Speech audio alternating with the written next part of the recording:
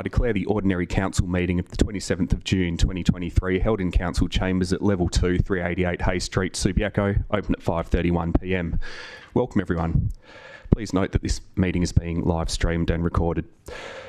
On behalf of the City of Subiaco, I acknowledge the Whadjuk Noongar people as the traditional custodians of the area.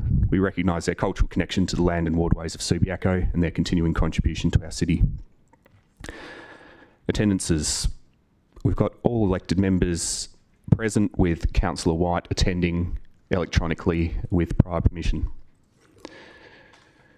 We've got the whole executive leadership team here in person to assist us. And we've got other staff members on hand who will be introduced as needed if Council requires their advice during the meeting. Okay, leave of absence requests. We've got one that I know of, Councillor Powell, seeking leave of absence for the period 5 September to the 11th of September 2023 inclusive. A mover and a seconder for Councillor Powell's leave request. Councillor Klosevich and Councillor Jennings. All those in favour?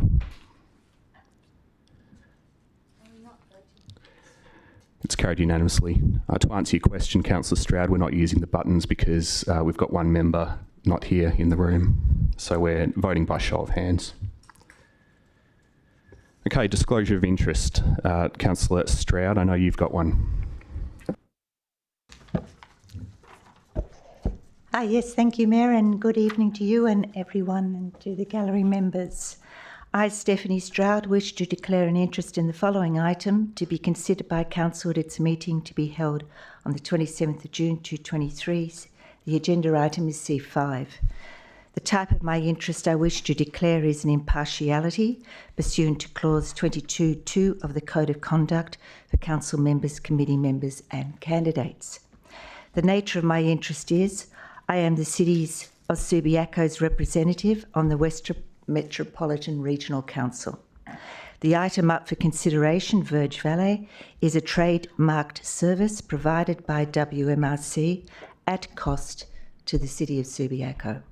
Signed by myself on the 26th of June. Thank you. Thank you. Any other disclosures?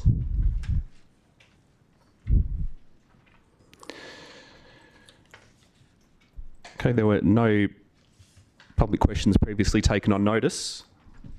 So we'll move to public question time, beginning with a question from Steph Hayward of Munsey Avenue, Daglish, with a question on C5.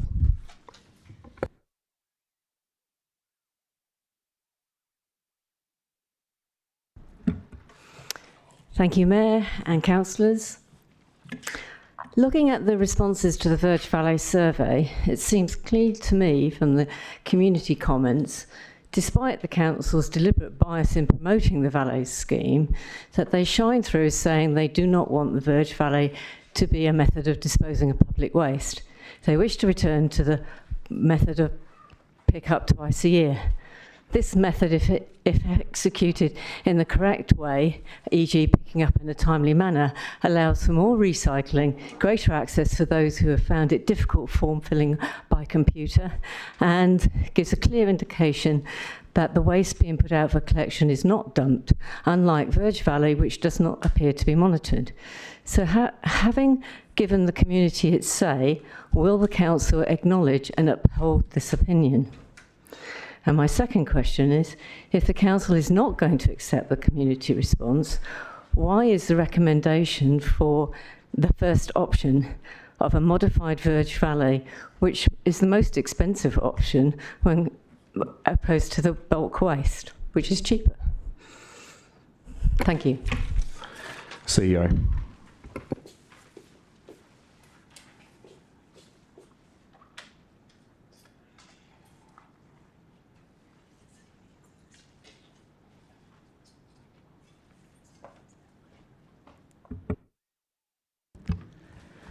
Thank you very much for the question. So in preparing the report, staff balanced the consideration of a range of issues, including community feedback, as well as how best to provide for environmental, social and economic outcomes in accordance with the role of local government as described in the Local Government Act 1995.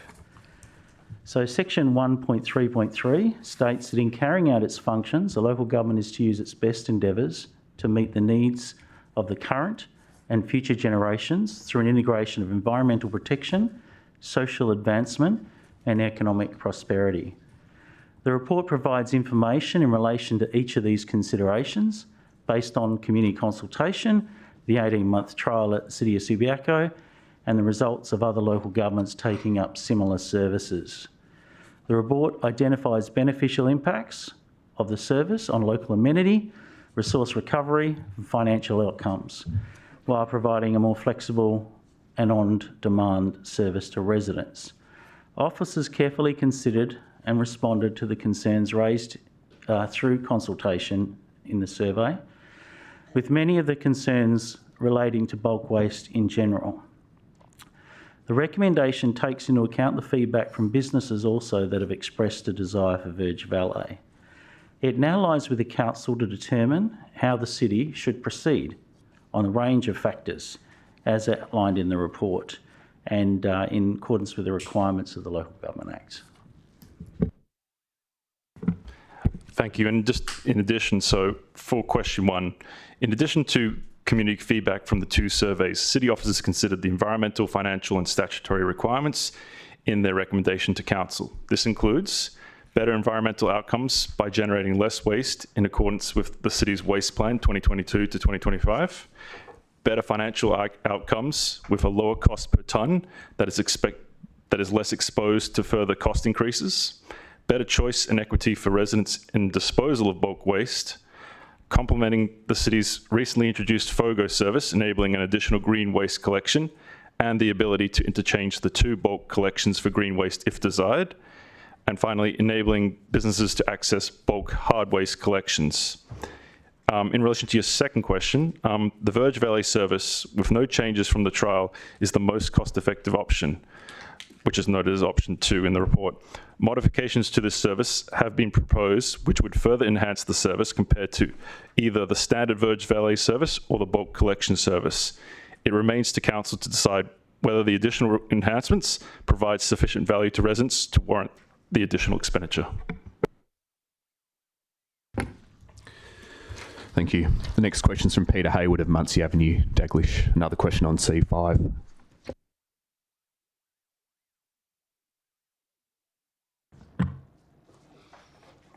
Good evening, everyone. Question 1. Will the VVS report submitted to Council for this item be rewritten to reflect all the facts contained in the surveys and not just isolated facts and, in some cases, unsupported opinion councillors need to make informed decisions? Question 2. Will the Council share what this shift to best practice contemporary pre-booked Verge side services in other Australian jurisdictions has done to total waste collected at recycle centres and the quantities picked up via Verge Valet versus previous twice-yearly pickup schemes? Thank you. Director of Technical Services. Thank you for your questions. So in response to your first question, officers have presented a range of factual information within the report in order to best inform Council in making a decision in relation to bulk waste service, in relation to the bulk waste service. Full detailed results of the surveys are also provided in the attachments to the report to ensure that elected members have all the relevant information available. Other information is also presented in the report to allow consideration of a full range of environmental, social and economic outcomes as Council is required to consider under legislation as previously mentioned. Should Council wish to consider a combination option that is not presented in the report, it is recommended that that further time is provided so that officers can provide Council with all relevant information to inform a decision. In relation to your second question, across the 6 participating councils in Verge Valet service, there has been a 24% reduction in waste generated. Mark Tonti of Salisbury Street, Subiaco. A question on C5. Good evening, Mayor and councillors and staff. Great new location you've got here. It's nice to be in here. It's nice and warm and very friendly. I have 2 questions. The question 1, the biannual bulk Verge collection service has provided an excellent opportunity for recycling which has served our community extremely well. Unfortunately, my observations of the trial Verge Valet service conclusively has indicated that items which could have been recycled have been trashed by the contractors at the point of pickup. So my question is, why is Council wanting to change a service which works extremely well and is recycling at its very best? My second question is one related to finance. I understand that there is no real financial gain to the community by adopting the Verge Valet service. At the briefing meeting last week, there was uncertainty around the accuracy of the costings of the service. So my question is, why is Council wishing to adopt a service which has uncertainty around its long-term financial viability? Thank you. Director, Technical Services. Thank you for your questions. So in relation to question one, your first question, the Verge Valet service enables targeted education at the point of booking to ensure that only eligible materials are disposed of and that avenues for reuse of serviceable materials are explored in the first instance. Across the 6 councils participating in the Verge Valet service, there has been a 24% reduction in waste generated, as I mentioned earlier, indicating a trend towards items being reused or repurposed. The service is the best practice in terms of material recovery for those items that are collected, and residual waste is then eligible for waste to energy, minimizing the amount of waste that is diverted to landfill compared to traditional bulk collection services. In relation to your second question, an administrative error was identified in the initial costings provided in Table 4 of the financial section of the report, which has now been corrected. The cost per tonne is lower for the Verge Valet service, and it is less susceptible to future cost increases when compared to traditional bulk Verge collections, which is significantly influenced by the waste landfill levy, which is due to increase by 21% in the year 2024-25. The recommended option is more expensive due to it incorporating service enhancements beyond the basic Verge Valet service. It remains to Council to decide whether the additional value provided to residents warrants the additional cost. Thank you. That's the end of public question time, so we'll move on to public statements. The first public statement has been submitted by Daniela Merger of Urbanista Town Planning on behalf of the applicant for 126 Barker Road, Subiaco, and the statement concerns item C1. Thank you, Mayor. Good evening. The application for a 2-storey single house plus basement was refused by Council at its ordinary meeting held in March 2023, you all may recall. As a result, we lodged an application to the State Administrative Tribunal and conducted 2 very productive mediations with the City's officers, councillors and the City's planning consultants and the neighbours as well. We would firstly like to thank everyone involved for this collaborative and constructive efforts. Subsequent to the mediation, we lodged a set of amended plans which we say address the main concerns raised by Council and of course the concerns raised by the owners of the neighbouring properties. The full list of the amendments is provided as attachment 2 of the Council report. Now, referring to this attachment, Council will note that in relation to the gatehouse and the front fence, we have increased the setback of the solid gatehouse door. We've reduced the height of the gatehouse. We've removed solid fencing panels so that the fence is almost 100% visually permeable. And we've also reduced the solid portion of wall adjacent to the western neighbour from a height of 1.6 metres to 570 mils, so just over half a metre. So referring just to page 3 of this attachment, Council also, and in relation to the first floor, this is significantly reduced in size with a reduction of floor area of 37 square metres. And the total wall length has reduced from 15.2 metres as viewed from the neighbouring properties to a length of 12 metres.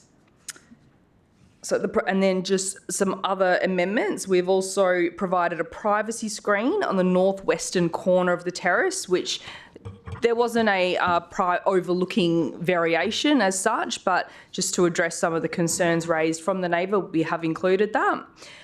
We've also provided a enclosure to put the pool equipment in there just to reduce any perceived noise impacts.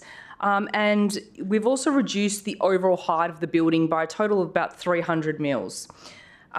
So look, we just want to say thank you to the officers for the recommendation for approval, and these proposed amendments represent a collaborative outcome with the city's officers and the councillors and the planning consultants, and we now respectfully seek council's approval to finalise this matter. Thank you. Thank you. The statement from Russell Jones of Luth Avenue, Daglish, in relation to C5.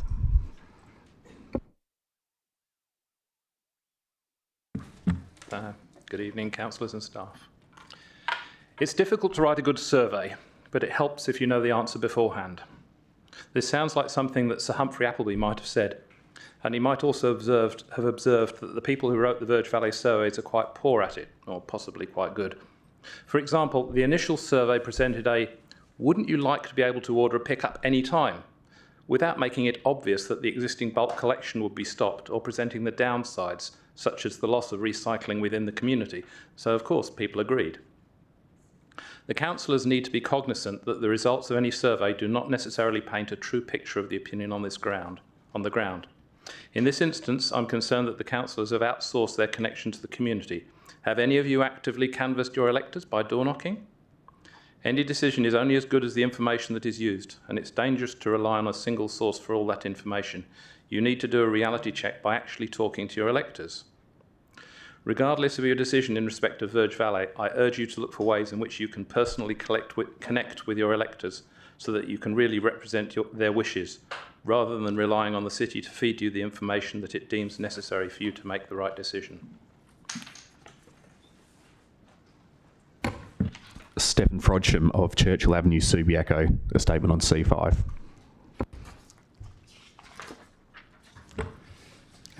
Good evening, Mayor, Deputy Mayor, councillors and staff. Thank you for this opportunity to make a statement about C5 Verge Valley.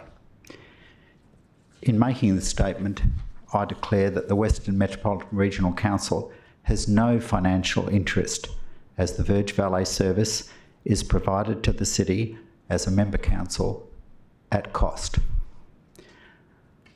I present as a waste professional with 24 years' experience in waste policy and operations, including as a former Assistant Director of the Waste Management Division of the Department of Environmental Protection and as a Principal Environmental Consultant.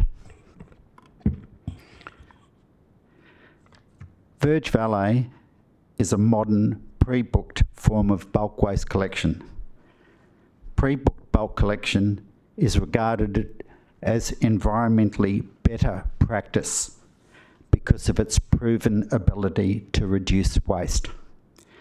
For this primary reason, pre-book services now dominate bulk waste collection in Australian capital cities. Residents prefer pre-book services over mass schedule collection because of year-round availability at a time convenient for customers.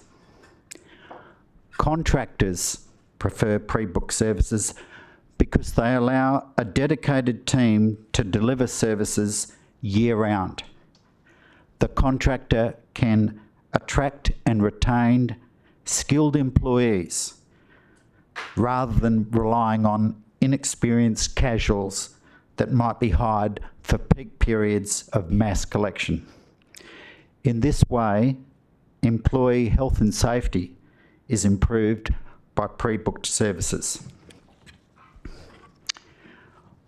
I'm not aware of any local government in Australia that has reverted to mass schedule collections after adopting a pre-booked service. The Verge Valley service trial by Subiaco was developed in 2019 by a WMRC project team including Subiaco Waste Manager Rob Wiley. The team considered the experience of pre-booked services across the nation, including that first deployed in WA by the City of Swan. The outstanding results of the trial in Subiaco bear out the experience of Verge Valet across 6 councils in the western suburbs. Firstly, it delivers on environmental performance, generating 24% less waste.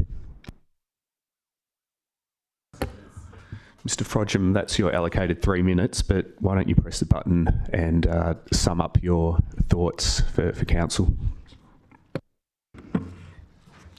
Thank you.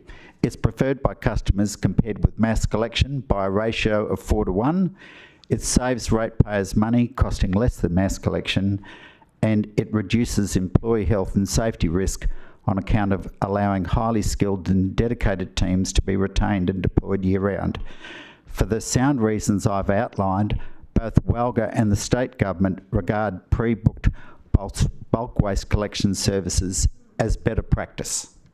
In closing, I will let a Verge Valet customer speak directly to you, and I quote, "I love this service because I'm in charge.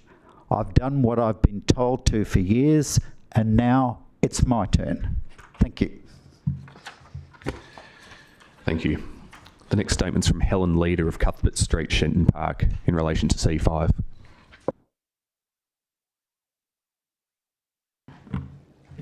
Thank you. Good evening, everyone. I've been wading through the minuscule print of the attachment 4 for the agenda item C5, which gives the results of the Have Your Say Verge Valet survey. The agenda item references information from column 2 of the spreadsheet, but makes no mention of comments in the final 2 columns. The final columns ask people to explain why the preferred biannual collection go away. And finally, for any other comments, none of which are reflected in the agenda item. Many of the comments in both columns are reasonable and considered, and are almost certainly the reason people spent their time completing the survey. And yet they have apparently been ignored by whoever compiled the agenda. Perhaps the print is simply too small for that person to look beyond the ticker box responses in the second column. The comments consistently referenced our sense of community and neighbourhood, the welcome visual reminder of Chuck-Out Day, contact with neighbours, and the pleasure of seeing things being taken for recycling. They also stress a preference for only having junkie streets twice a year, rather than whenever Verge Valet has been requested, and the difficulty for people in flats who don't have the luxury of a private verge. This is all in very tiny print, and none of it is reflected in the agenda item. I'd like to know why, apart from it being a statutory requirement, the city bothered asking the community for opinions which have been so comprehensively ignored. Thank you. Sorry if I've offended. The final statement's from Peter Hayward of Munsey Avenue, Daglish, in relation to C5.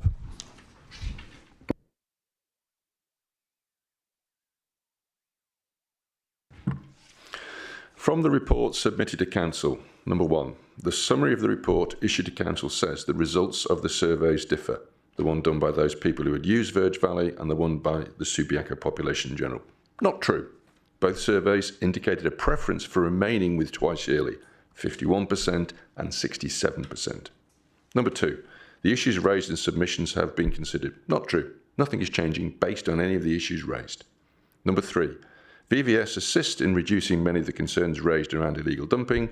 Illegal dumping is reduced as VVS collection is localised to individual properties. Not true. It is worse, as many items deposited on the street Verge now could be illegal dumped or booked residents cannot tell.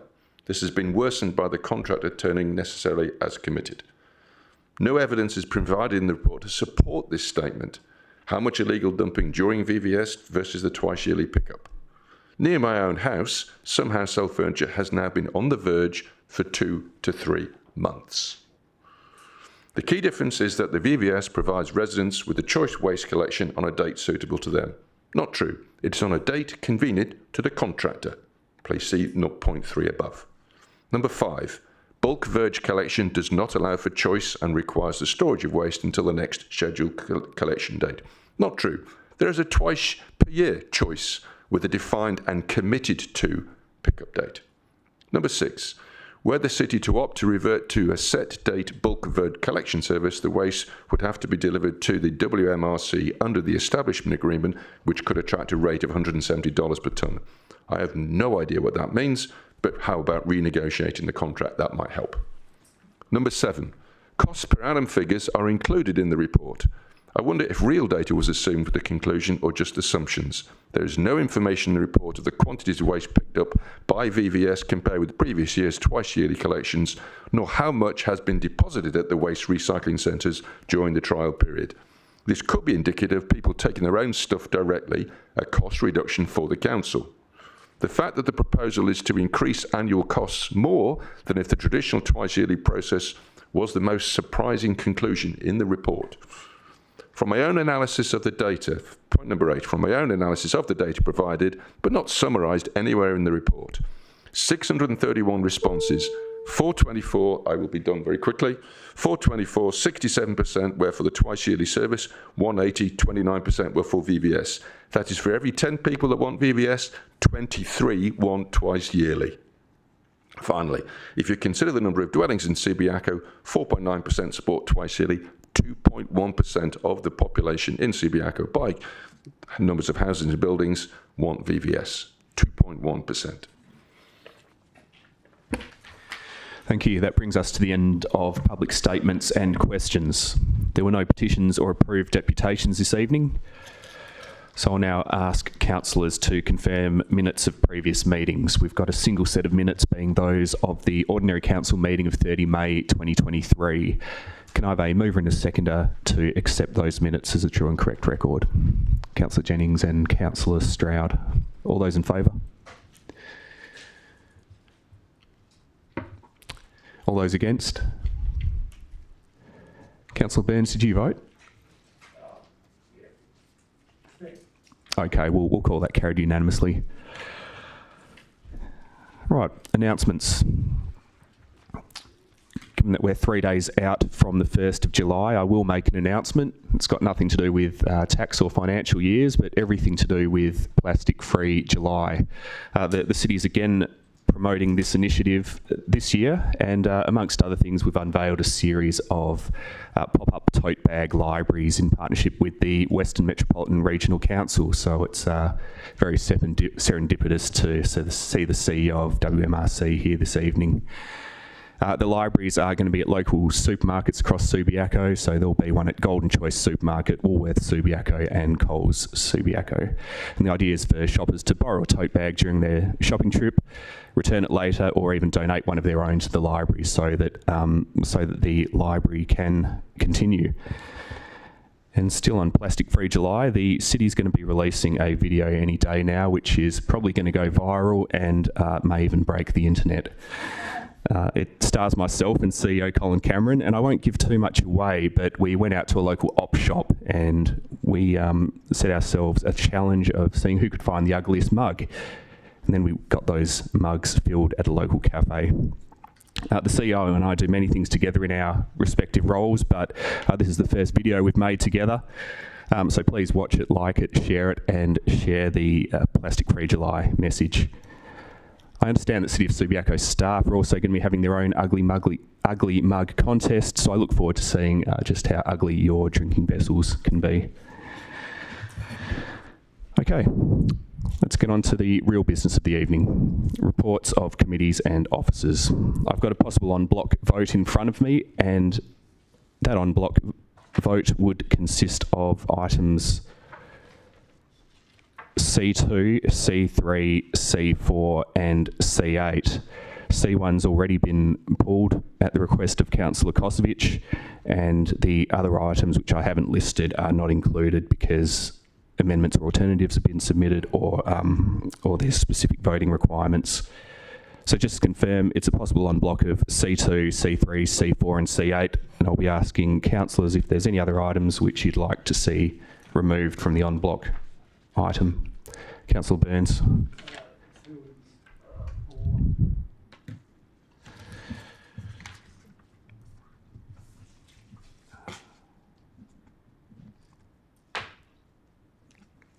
Okay, so that leaves C3 and C8.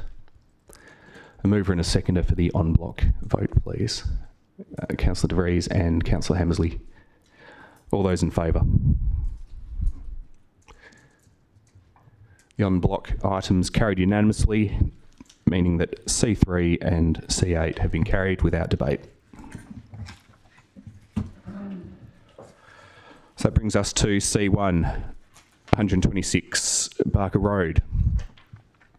Councillor Kosovich, you're wanting to move? A seconder for the officer recommendation. Councillor Powell. Councillor Kosovich. I would like to begin by acknowledging the support I have received, in particular from Councillor Powell and subsequently Councillor Hammersley, in bringing my concerns on behalf of the neighbouring property owners with this DA to Council, and then to the State Administrative Tribunal. I would also thank the consultant urban planner in this matter, Tom Hockley, of Alerting and Associates of Subiaco, who did an excellent job representing the City at the Tribunal. And finally, I take this opportunity to acknowledge the ongoing assistance I have received from the City's Director of Development Services, Alex Petrovsky, and Manager of Planning Services, Anthony Denham, in the preparation of this submission to Council and the Tribunal. In recounting the recent history of this matter, I advise as follows. The proposed two-storey single-house development at number 126 Barker Road, Subiaco, was considered and refused by Council at the 21st of March 2023 OCM. The proposal has been subject to State Administrative Tribunal proceedings since March, and following mediation on the 25th of March this year, the applicant submitted new plans, which among other things substantially reduced the bulk and scale of the proposed residential dwelling, which had been objected to by both adjoining property owners. The amended plans have considerably reduced the floor area of the upper storey by 37.3 square metres, where the length of the two-storey walls have shortened by just over 3 metres from the rear boundary towards the street. This has further reduced the impact of building bulk on the adjoining properties, particularly to the east and west, and also in part reduced the overlooking privacy concerns to the west. Further, by making changes to the screening on the terrace, they have further narrowed the cone of vision into the western side adjoining property, lessening the visual privacy impact on that property. There have been a slight reduction in the height of the gatehouse at the entrance to the property due to it being set back 1.5 metres, which will still see it remain above the permissible front fence height of 1.5 metres. Other minor changes include a reduction in the front wall side on the western side. Property. These changes have in the main been well received by the western side adjoining property owners. However, they still have concerns which regrettably have not been able to satisfactorily be resolved at a meeting with the city's planners. The eastern side adjoining property owner is currently out of the country and has not provided comment on the amended plans. Accordingly, I am moving the officer report and commend it to Council. Thank you. Thank you. Councillor Powell. Yes, thank you, Mayor. Look, Councillor Kosovich has covered most of it. I probably will recap on a couple of the points where the changes have been made. But look, it's going to be a rare day when all parties are happy with the outcome of mediation. And usually all we can hope for is improved outcomes for both parties. And hopefully they're both going to get something of what they want, while having to accept that they're not going to get everything that they want.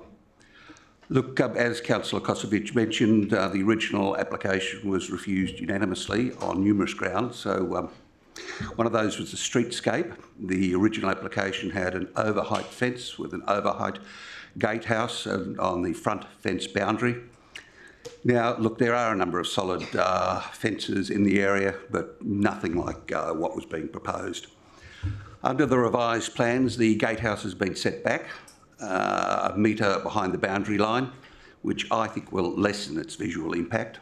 The remainder of the front fence is going to be visually permeable or see-through, so that will also reduce the visible bulk. The gatehouse has been reduced by 10 centimetres, but it's still substantially over height, and I'm not happy with that. Staff have warned approving it may create a precedent, but as each application is judged on its individual merits, I believe we can probably deal with that. I suspect we won't see a rash of overheight gatehouses. but we can also always say no if we don't think they're merited. But there's the nub. Council's going to have to decide whether it's worth the trade-off for the other substantial changes in the plans, especially at the rear of the building where the bulk and the privacy were major concerns.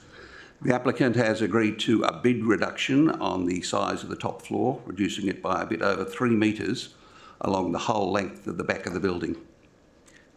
This will further set back the top floor, involving the loss of 37 square metres, but in my view that's going to substantially reduce the bulk. It will also reduce the visual emphasis on the privacy screens, which have now been shown on the plans.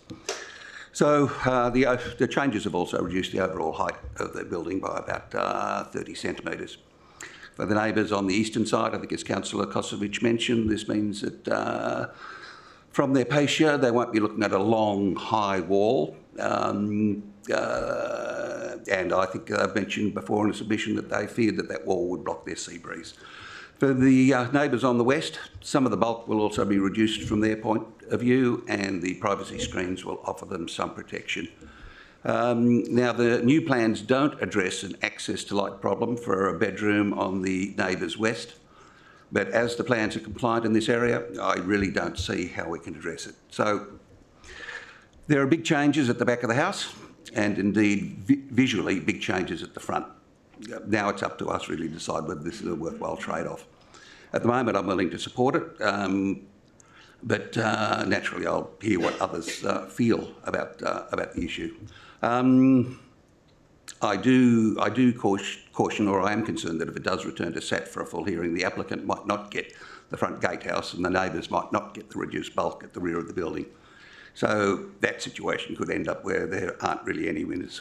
And look, as with Councillor Kosovic, I'd like to thank staff and the planning consultants, Aladdin, and also the neighbours and the applicants for their assistance in what sometimes can be quite a fraught process. Thank you. Any speakers against? Any other speakers for? Councillor Jennings. Thank you, Mayor. I just briefly want to make a general comment that I think it's good that Council has been active on this application and on some other recent applications, and it does show that Council can get a better outcome without, expending a fortune, which is always the fear on a previous council, that if you don't approve, things will end up in a SAT hearing and it will cost the city hundreds of thousands of dollars. Well, so far that hasn't eventuated on this council, and we've managed to get some better outcomes from the council being active and pushing for a better outcome on planning applications. And yeah, I just want to say thanks to everyone for your work on it, and for the applicants for compromising, pulling back on their plans. And yeah, so at this stage I'll be voting for it. Thanks. Thank you. I'll take any other speakers. Councillor Hammersley. Thank you. Yes, my comment is also general in nature and intended to remind us councillors, but also communicate to our community that this is an example of where there has been a negotiation, and the outcome may not be acceptable to everybody. However, one of the things that perhaps still hasn't really sunk through into the community, notwithstanding that we've been in this planning system now since 2011, is the concept that compliance is not required. It is very hard for people to understand and live with.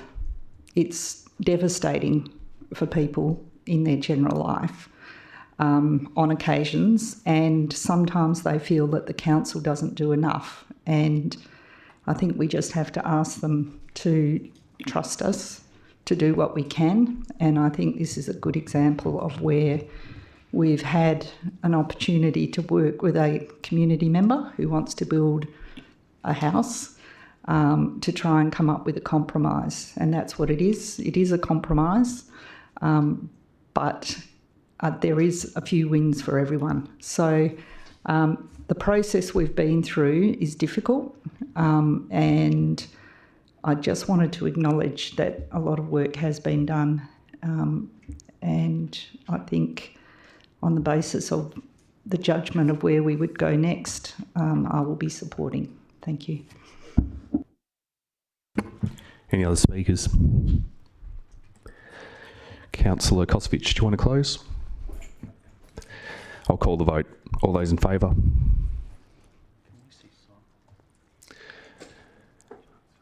Councillor White, are you still there? Okay, we'll call that carried 8-0.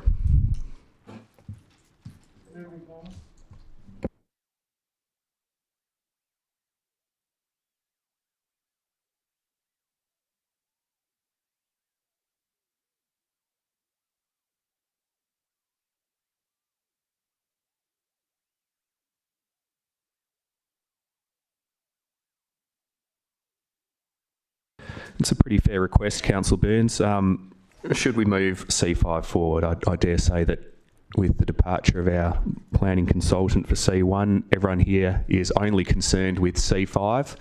And look, it's been put to me that we should bring the budget forward to make them sit through that and listen to what we've been up to. But I'm not going to change any of the order of the agenda this evening. I think we should go through as quickly and efficiently as possible on C2 and C4, and then we'll get to C5 as soon as we can. Thank you for the suggestion, though.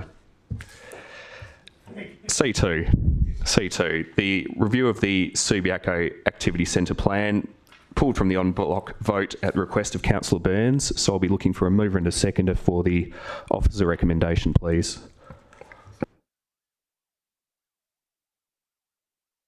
Councillor Hammersley moving and Councillor Powell seconding. Councillor Hammersley.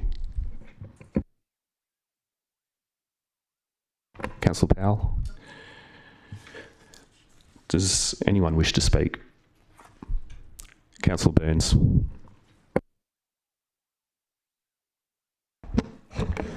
Thank you, Mayor McMullen.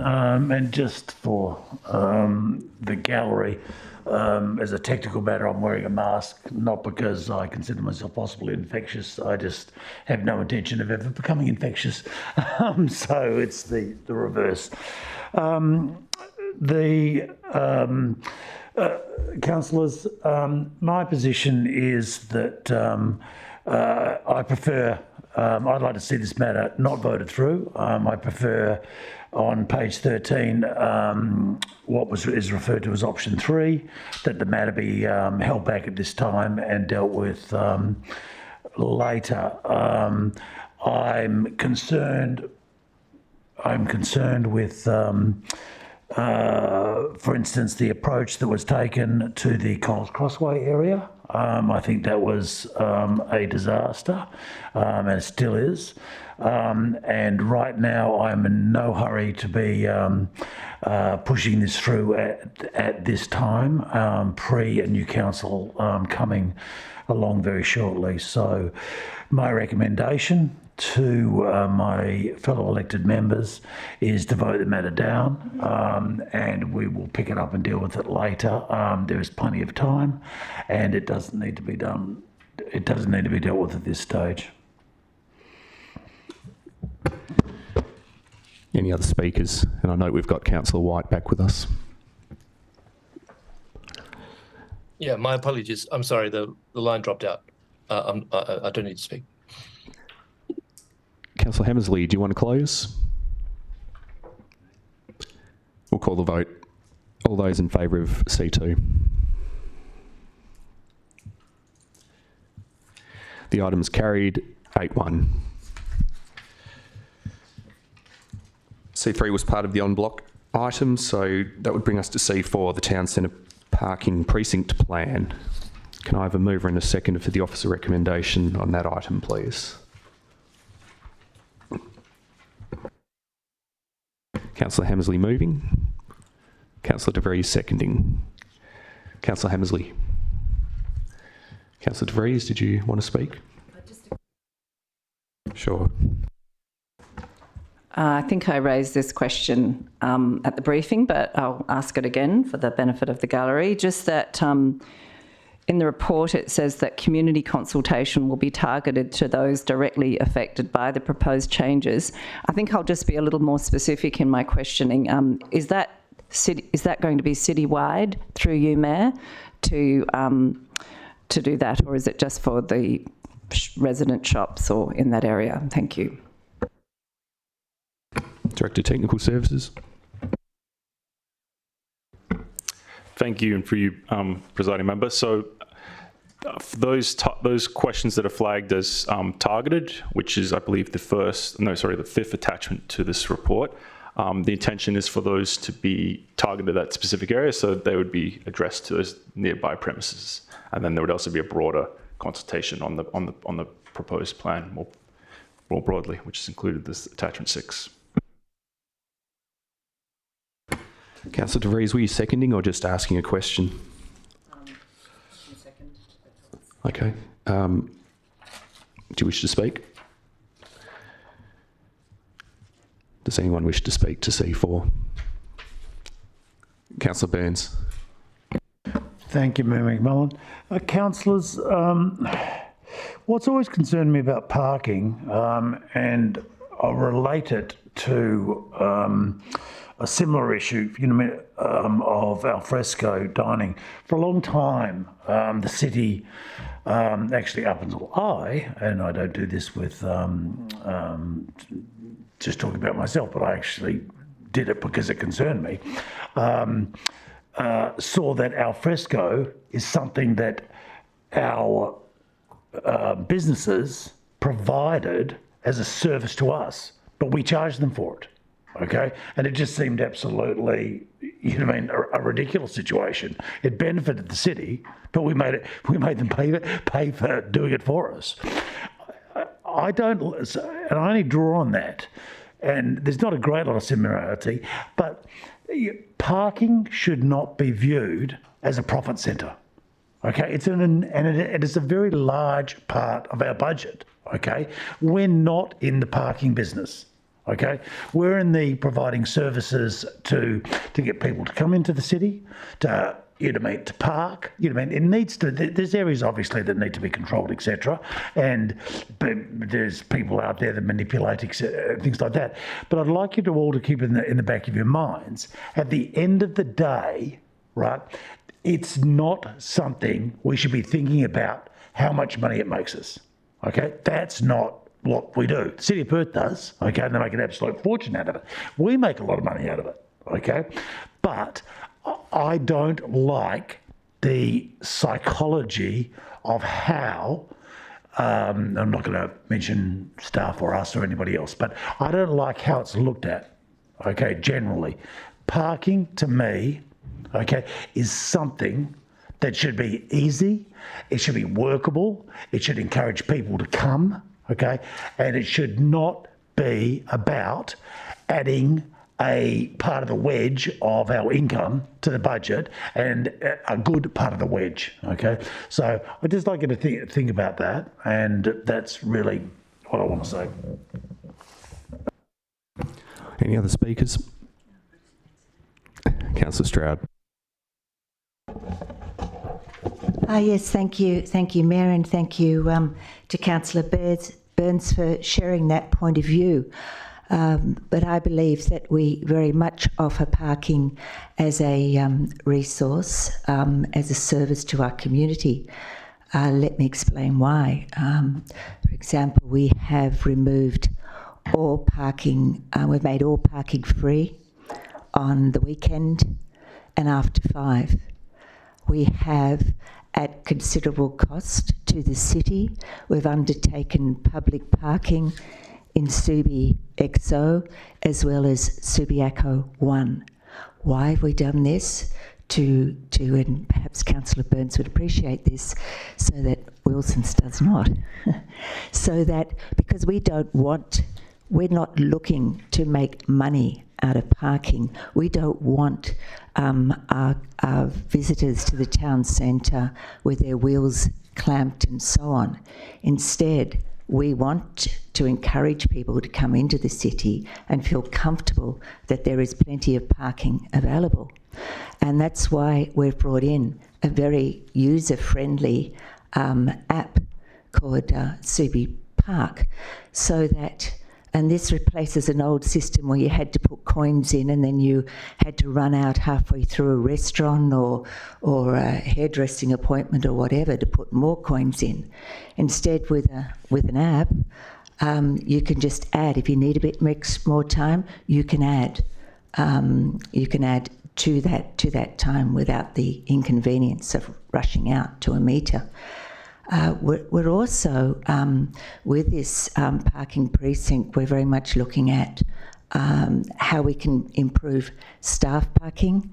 We're very conscious of our businesses, as well as the impact of King Edward staff and so on, and therefore the very delicate balance between staff needs and residential needs. Thank you, Mayor. So I recommend this to you to go out for public consultation. Thank you. You can do a personal explanation about something that's been inaccurately said about you. I don't consider it an attack or anything else by Councillor Stroud, but I don't think she quite got the gist of what I was trying to say when she's talking about a thing. I'm just talking. Well, just be careful you're not having a second round of debate, Councillor Burns. If there's something you need to correct, then by all means do it, but otherwise we'll move on. I wasn't suggesting that we're not operating the parking correctly. I was just in everything Councillor Stroud said, right, the only thing she didn't say was the point that I did address, okay, was the fact that this is a profit centre and a large profit centre. So saying it's a service, etc., by suggesting it's a service... Councillor Burns, this is very much debate. So look, if you disagree with Councillor Stroud, I think that has been noted, but if there's nothing more to clarify about yourself personally, we'll move on to the next speaker. Well, if you've noted it, then I gather everybody else has now, so I appreciate it, Ben Malcolm. Any other speakers on C4? I'll invite Councillor Hammersley to close. I'll call the vote then. All those in favour of C4? All those against? The item's carried 8-1.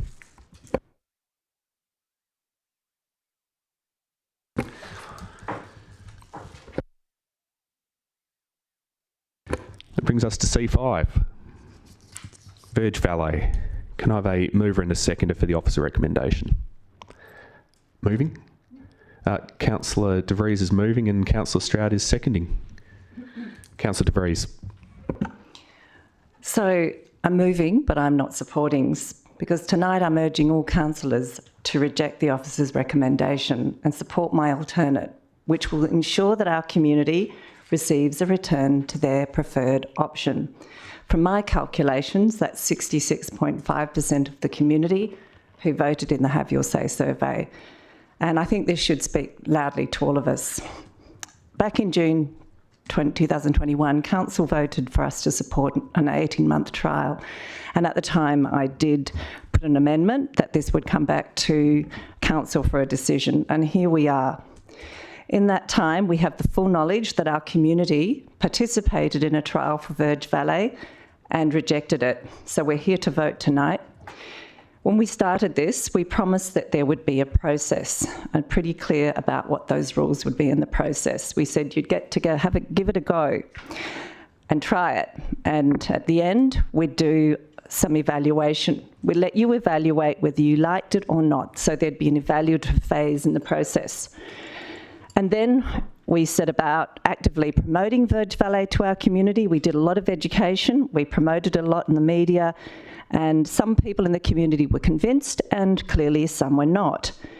At the end of the process, 91% of non-users did not want a continuation, and 51% of Verge Valet users rejected it in the survey. We're only going by the surveys because that's the data that we can go on. While the argument is that Verge Valet users indicated a high level of satisfaction during the trial with a feedback survey, it was the same 51% of users who voted against it during the evaluative phase of the community consultation.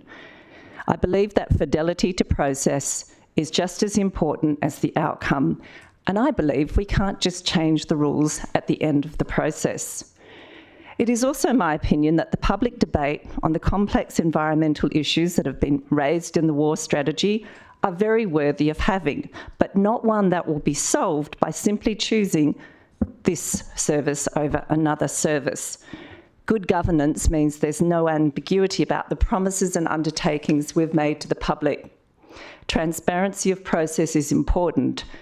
It is my belief for democracy to work well, it demands opportunities for connection between the citizens and their leaders. And in the case of local government, we have a unique and precious opportunity to remind the electorate that they do have direct input into some decisions and we can work in their interests. It is, moreover, a chance to build bridges between the city and the community and remind them that their participation is important, not just at election time when the 28% or so of the public turn up to vote for us. We should not be dismissive of the community members who did not trial Verge Valet service, but yet overwhelmingly rejected it, as their views are no less relevant or pertinent than others. It is my feeling that by not listening to our community, that we stand to alienate them. It makes a sense to have a highly empowered, engaged community who are willing to participate in public debate and take actions that will support change on waste management. This is indeed our mandate, to reduce waste. But we need to promote sensible public debate on serious matters that are not solved by simply imposing our will on them. We need to encourage even greater public participation and empower our community even more.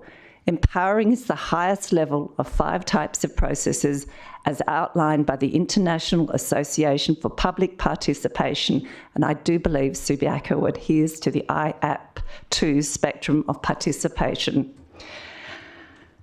In fact, I'm even quite interested to get to the bottom of the passion that drives our community to feel so strongly about this issue, even though it may only be under 10%, but I'm sure there's an energy there that we can harness. I also believe that it's my role as an elected member to listen to our community, weigh up the choices and make wise decisions on their behalf. Moreover, this is not a complicated decision, fellow councillors. Either we listen to our community or we don't.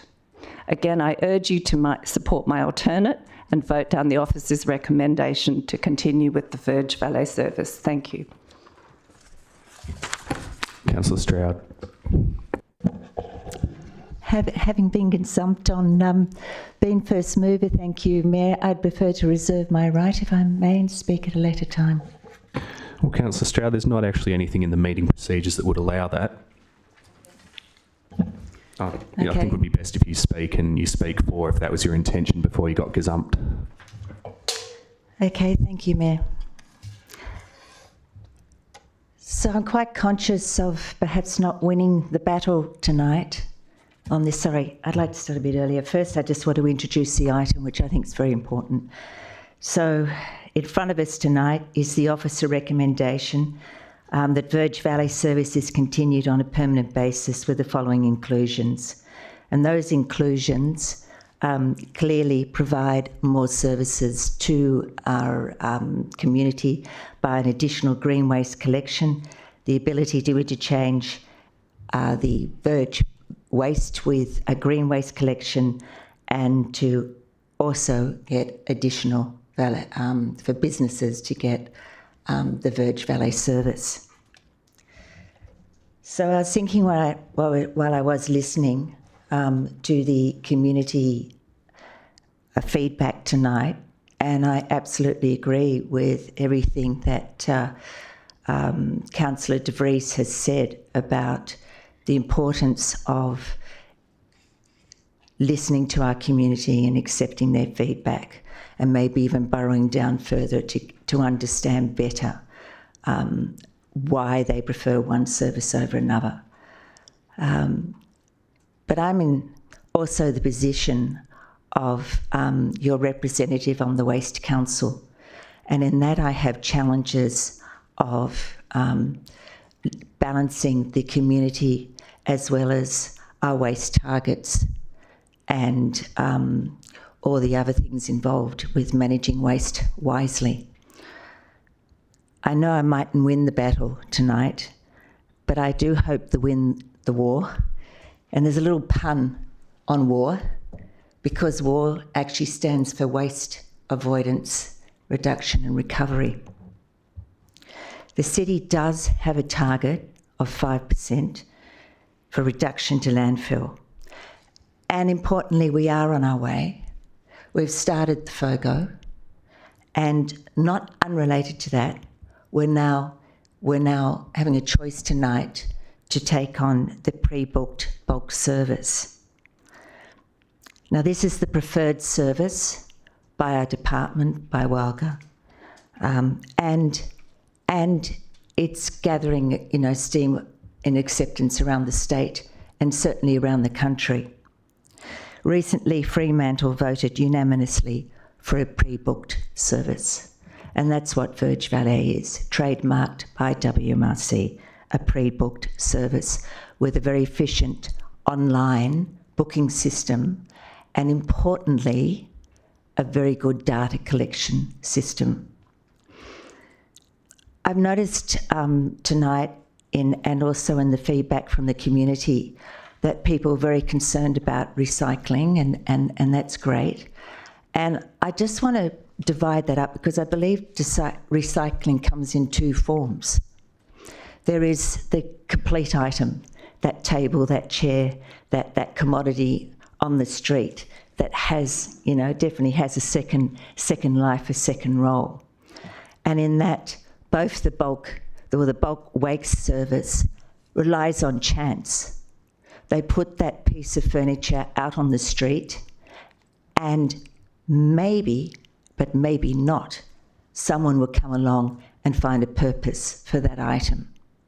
Now, I understand the sort of romance of all that. I have embarrassed my boys over the years when they're young by stopping the car and picking something up and putting it into the boot. I'm a true treasure hunter, and this is where it's been a challenge for me to cross over to my responsibility on WMC and to the city. But it is by chance. The advantage of the Verge Valet system is when you go on to book, it more or less asks you, if I can have a little bit more time, thank you. Yeah, that's the 30-second warning, but take a bit of extra time to thank you. Finish your speech. When you go on to the Verge Valet service, it more or less asks you, do you have somewhere better for this item to go? It's very conscious of finding a new home, and it helps you to direct that piece of treasure, that piece of furniture to a new home. And that might be the Salvation Army, free whatever on Facebook and so on. Just to go to the surveys, and there's a lot of talk, and I appreciate what Councillor De Vries has said. I did find it interesting that with the user survey of 213 responses over an 18-month trial, that it doesn't reflect very well just how many people actually used Verge Valet, and that is 1,811 collections in just 11 months. So if you took it over the actual trial period, that's nearly 2,000 collections, which really suggests that has been well supported by our community. With Have You Say survey, it drew out a very important criticism that it was difficult to achieve the 3-day requirement.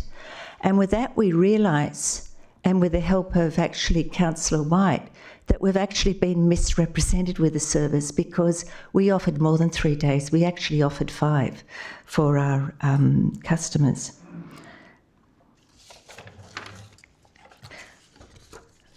The really important aspect about Councillor this... Stroud, just to clarify, are you wrapping up, or are you... I am. Okay. I am. The really important aspect of all this, unfortunately, there's just so much information to talk to, and that is the differences in landfill. And I believe this is where people are getting confused. When the collectors take, and yes, you see damaged go in, and this is the second type of recycling, it is broken down as much as possible to be reused and resold, because that's where they make their profit. It is expensive to go to landfill. But the difference between Verge Valley and bulk is that bulk sends far more tonnages to landfill, far more.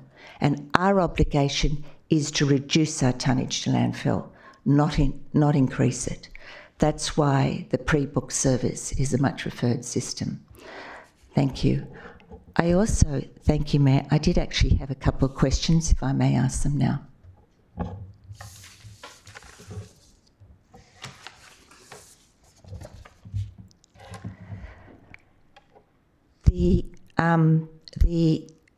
There is a system called Verge Valley Extra, and this is the system that we're offering to businesses.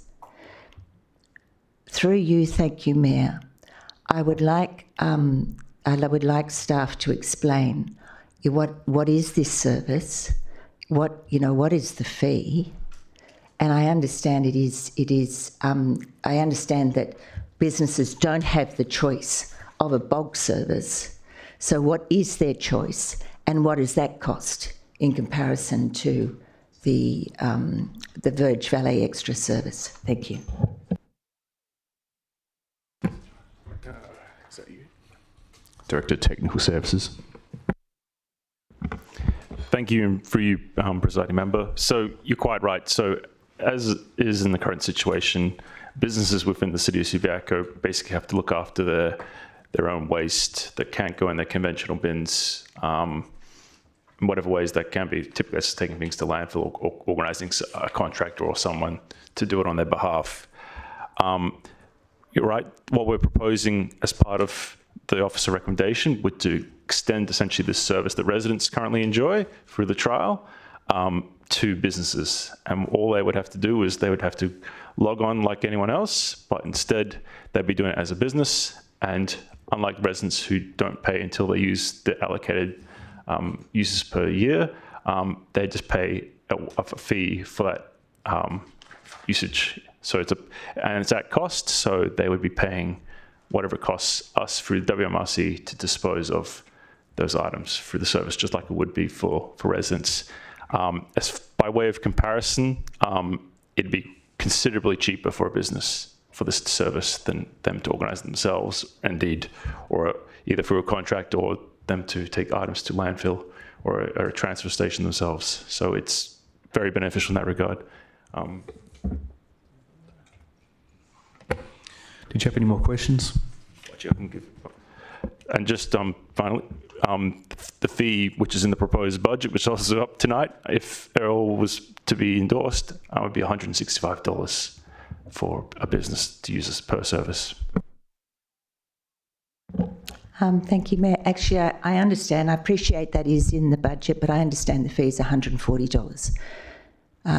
That's not what's said in the budget, but WMRC set the Verge Valley Extra service fee, and it's $140, and its skip bin is $275.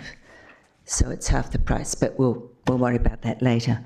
The next question is about, which I feel hasn't been fully understood and picked up, and it refers to page 39 of the staff report, where it's referring to the resource recovery.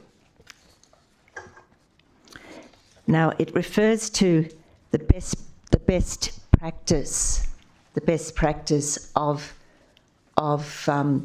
bulk waste collection, and it draws a difference between bulk waste not being best practice and Verge Valley being best practice. Therefore, Verge Valley makes its way to waste to energy and not to landfill. I just wonder if you could explain that a little bit better about why one is best practice over another. Thank you. Thank you, for you, presiding member. So you have touched on this earlier, Councillor Stroud. So you're quite right. So just by virtue of the service, the way it's collected and then sorted through, we're to divide these items such that those items which can be repurposed, so there are elements that can be obviously resold for scrap, etc.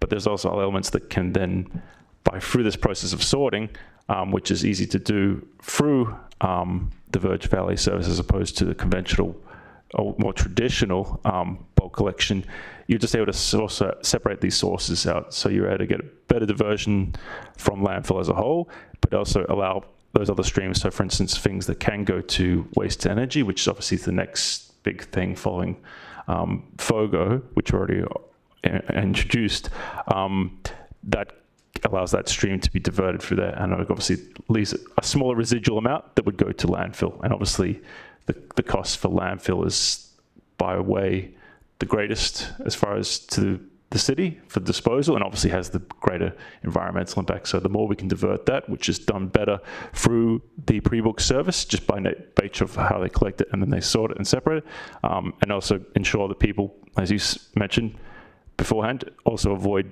doing that in the first instance where it's not required, and there might be alternative options they might not have considered or might not be aware of. The CEO wants to supplement the answer. I'll just remind everyone that we're taking questions and we're not using staff as proxies in the debate, so let's keep it vanilla, please. Yeah, that's correct. I was just going to refer to the question in terms of better practice. That my understanding was the question, and that relates to the state government agency, predominantly through the Waste Authority. They issue better practice guidelines, and they also work through WALGA as trying to consider the whole of the local government, because basically local government in WA is responsible for the collection. So it's a feedback mechanism. The state sets the policy, as it did with FOGO 25, and also through the Waste Authority indicates better practice guidelines.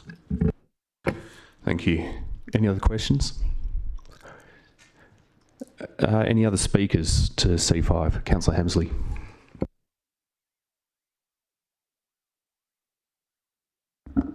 I'd like to, under 7.1A, move that the meeting proceed to the next item of business. You can state the reasons. No. We'll ask Councillor Hammersley if she wants to debate once we are certain if there's a seconder for the procedural motion. Councillor Powell seconding. Councillor Hammersley, did you want to debate? Well, I'm not debating. I've got 5 minutes on my motion. Now, I think the elected members know why I'm moving, because I've told them earlier in the week. I have sought further information about the potential for trying to make everyone happy. Look, there are 2 surveys and they're different. They have different outcomes. The survey and the social sciences sort of work on an idea that when you do a survey, it gives you a flavour of what the general community would think, and that's I accept. But we have got 2 surveys.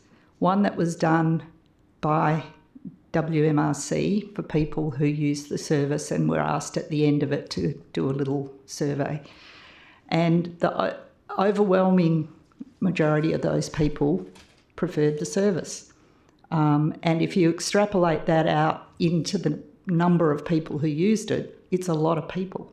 If you assume that it's broadly representative of the experience and the views. Then we've got the other one, which is more, well, I would say 65 to 70% in support of not having Verge Valley. And so I got to thinking, well, how do you get both people happy? And perhaps compromise and a transition over time to one way or the other could be justifiable.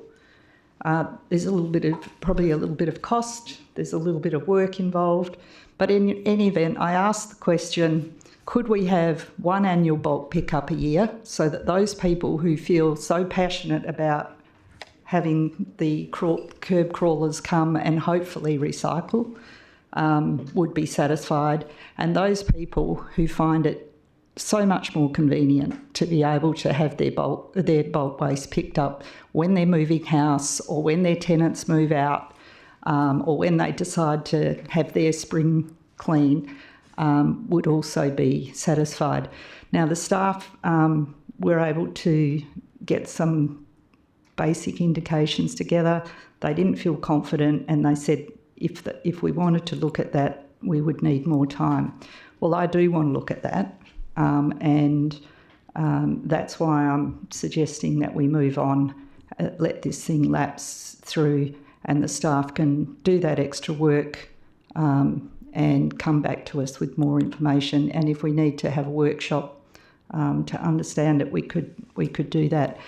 I don't think this is an urgent decision. I think it's a decision that is very important. It's important for the community. It is important to listen to them, but it's also important for us to balance up all the information we've got, the environmental responsibilities we have, and I guess I'm kind of having a bet each way, but sometimes I think that's a good thing.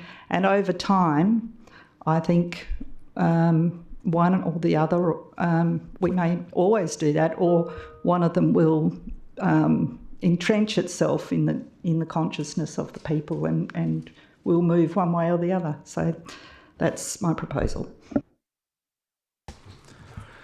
I'll call the vote. There's no debate on procedural motions. All those in favour? All those against? The procedural motion is lost 4-5, so we'll continue on with C5. Can I have a speaker to C5, please? Councillor Kosovich, yep. Thank you, Mayor. Please let me begin with a reminder as to why this matter is before us for decision tonight. 2 years ago, the Council passed a Western Metropolitan Regional Council initiative which resulted in the suspension of the twice-yearly verge collections for residents.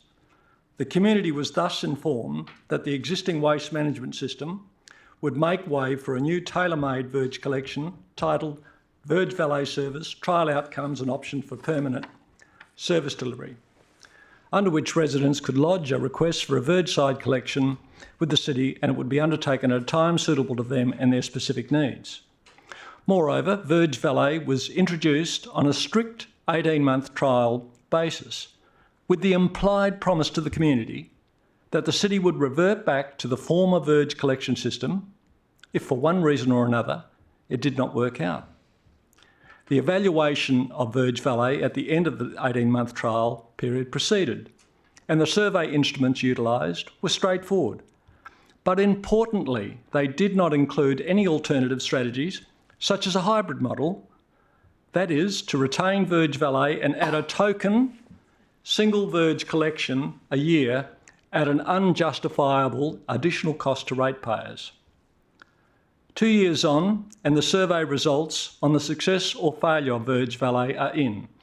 And despite slicing and dicing the statistical data to extrapolate all sorts of information, an indisputable fact remains. The community have voted it down. I repeat, in one of the largest community consultation surveys undertaken by the city in recent times, the residents of Subiaco have overwhelmingly voted to put an end to Verge Valet in favour of twice-yearly verge collections being reinstated. However, the community's opinion, most surprisingly, has not been endorsed by the CEO nor the administration, for reasons I've yet to fully comprehend. One can only speculate that the CEO and the administration believe that as Verge Valet makes for an ideal fit with FOGO and the city's integrated waste management program, not to mention it being a WMRC-led initiative, that these considerations alone take precedence over the community's preference for biannual verge collections. However, we do need to ask, What part did the untidy and unappealing image of discarded items on verges have on the administration's thinking in terms of endorsing a return to yearly verge collections? At this juncture, a reminder that local government in Australia is bound by the same rules for all governments in this country. That is, where community participation has been invited and input provided, the results of that democratic process, despite any inconvenient truths that may have emerged, should be upheld in favour of the majority vote. I now turn to the question as to why Verge Valet has been rejected. There are, according to the residents in my community I have spoken to, some recurring themes and compelling reasons that led to those residents either not using Verge Valet or being completely dissatisfied with it. Namely, A, not believing they had sufficient items to warrant a verge collection, which conversely has led to sheds and storerooms becoming needlessly cluttered. B, not wanting to bother their neighbours to join a verge collection to help them accumulate sufficient items to justify the collection. C, good condition, recyclable items being seen to be crushed in the waste disposal collection truck. And D, the perception that perfectly reusable items and collectibles were needlessly going into landfill. While in conclusion, let me say that some residents have told me what they liked about the annual verge collections, in preference to Verge Valet or to selling unwanted items on Gumtree or Marketplace, was that it, among other things, allowed and encouraged impoverished and disadvantaged community members to acquire second-hand household goods in an acceptable way with their dignity intact. Moreover, there is little doubt in my mind that this system of recycling and redistribution was far more effective in reusing and repurposing second-hand goods than what we have witnessed with the Verge Valet service. Accordingly, I'm asking councillors to reject the officer recommendation. Thank you. Any speakers for? I'll take speakers for or against. Councillor Burns, a question. Thanks. Look, everybody takes this pretty seriously, and they should. I do respect Councillor Stroud's dedication to it and her support for it. And unfortunately, I believe, unfortunately for Councillor Stroud, that's really, whether it's in some circumstances, what the people want, right, is what the people shall get, right? And I think this is one of those circumstances. But anyway, my question, I don't know why I did that, because that wasn't a question. My question is this, okay, where do we get the name valet?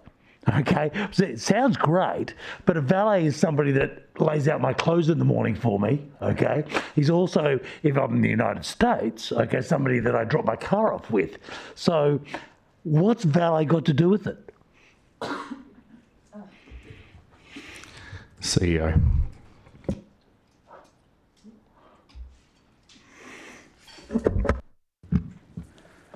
Thank you for the question.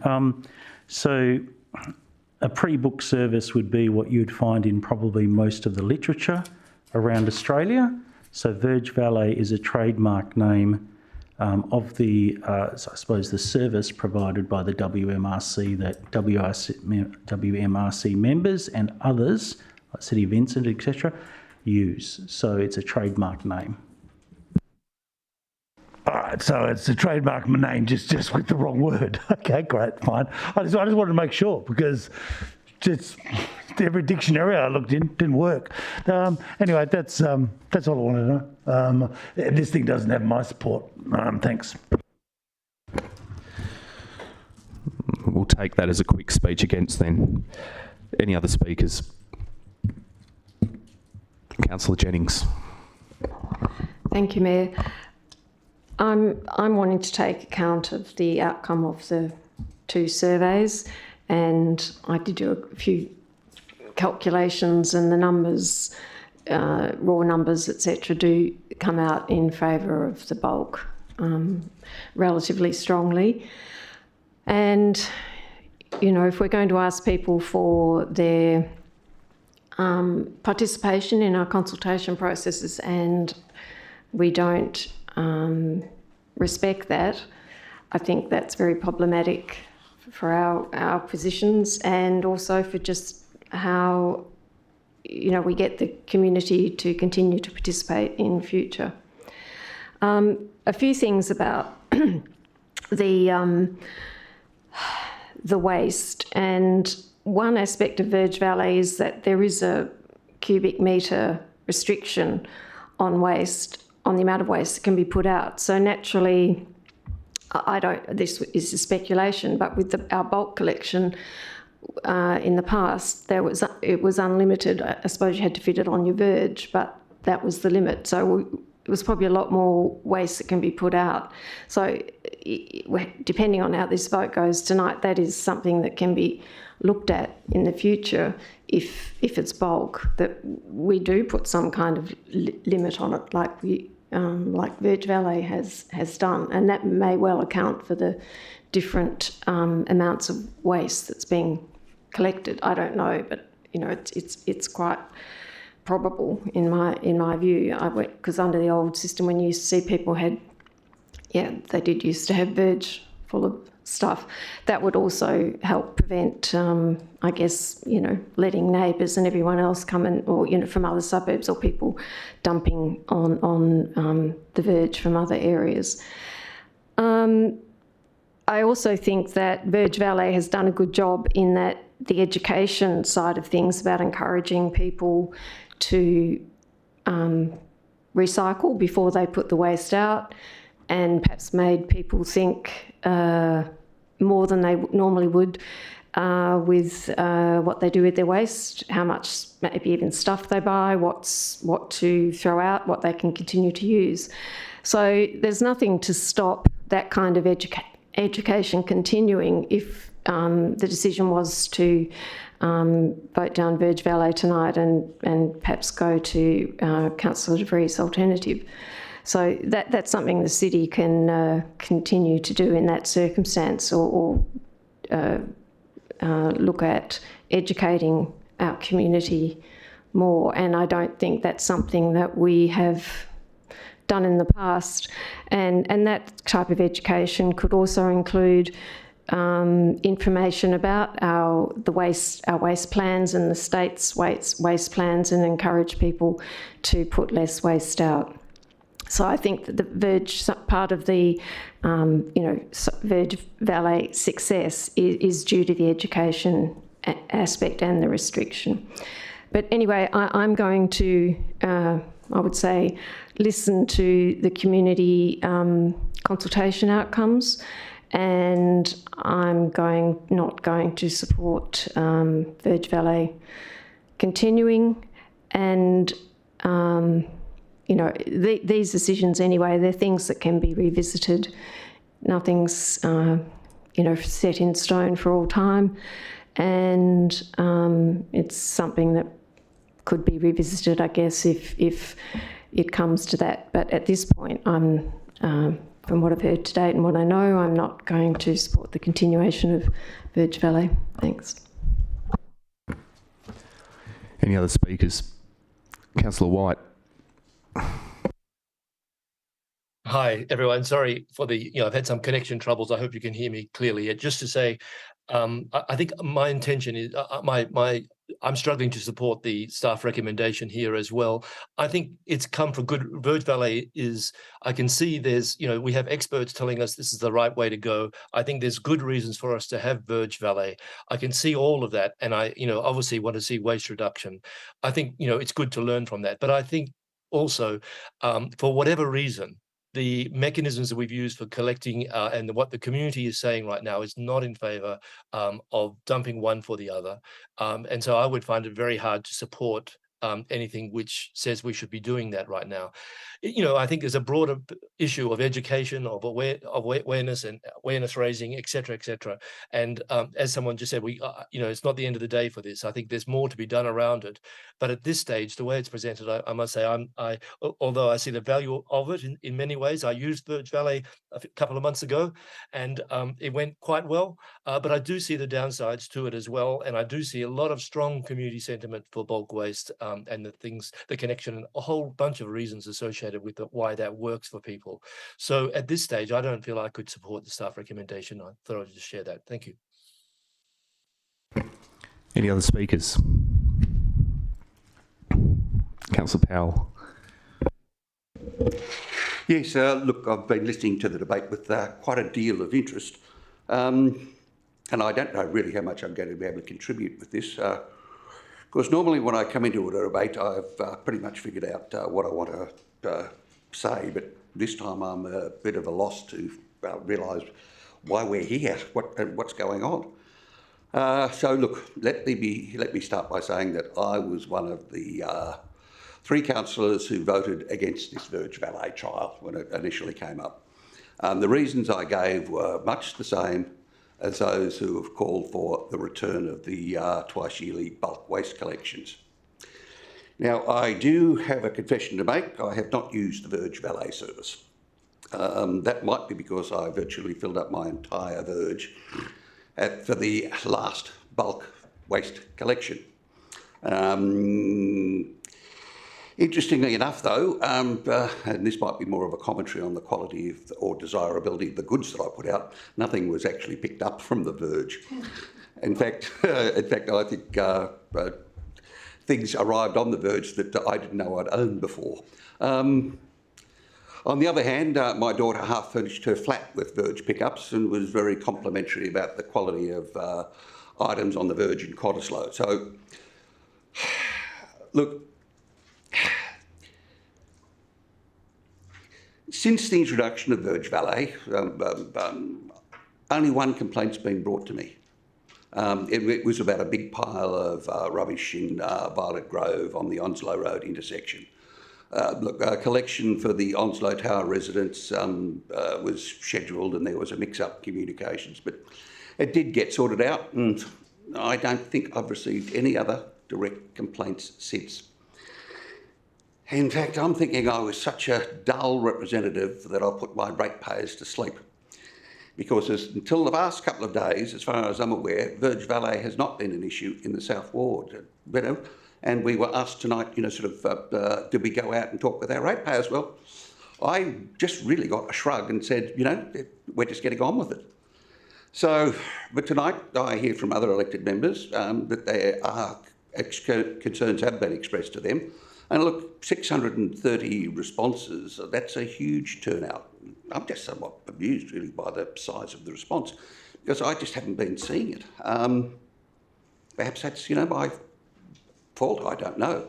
But we've got 2 consultations producing completely different results, have your say and the results from the WRMC. And look, as to the fundamental argument, I think waste collections and Burge Valley, they both have their merits. They both cost about the same, so this for me is not a financial argument. This is really about reducing the amount of waste going to landfill. Again, arguments on both sides, but we did hear from staff and from the WRMRC that the providers of valet say that there's about 25% less rubbish going to landfill since the start of this service. And look, the other, I don't know how it's happened, but Burge Valley seems to have become embedded now in the FOGO rollout as well. And I don't know how we're going to deal with that. It's a bit of an untenable position. Now, the community is right to say, if you ask us what we think, you should listen to our results. And I think we do need to, but I think we also need to make the decisions that we think are in the best interests of the community as well. And look, I'm sorry, Councillor Rees, I do not like your alternative either, because if one accepts the argument in the staff report, it means that there's not going to be any verge collections until next year. And I don't think that's a particularly good outcome for the community either. So, yeah, look, I just would have really liked to have seen us get more information on this report. So, really, for me, it comes down in the end to an environmental argument. And I haven't yet really decided on that. Thank you. There's 2 elected members who haven't spoken. Councillor Hammersley, did you wish to speak?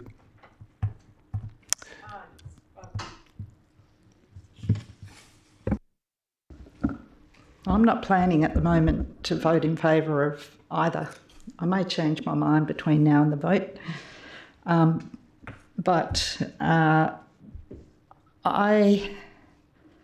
Getting back to the fundamental question, we do have 2 surveys and they do have 2 different outcomes. I'm not adding the 2 together, I'm looking at them as separate.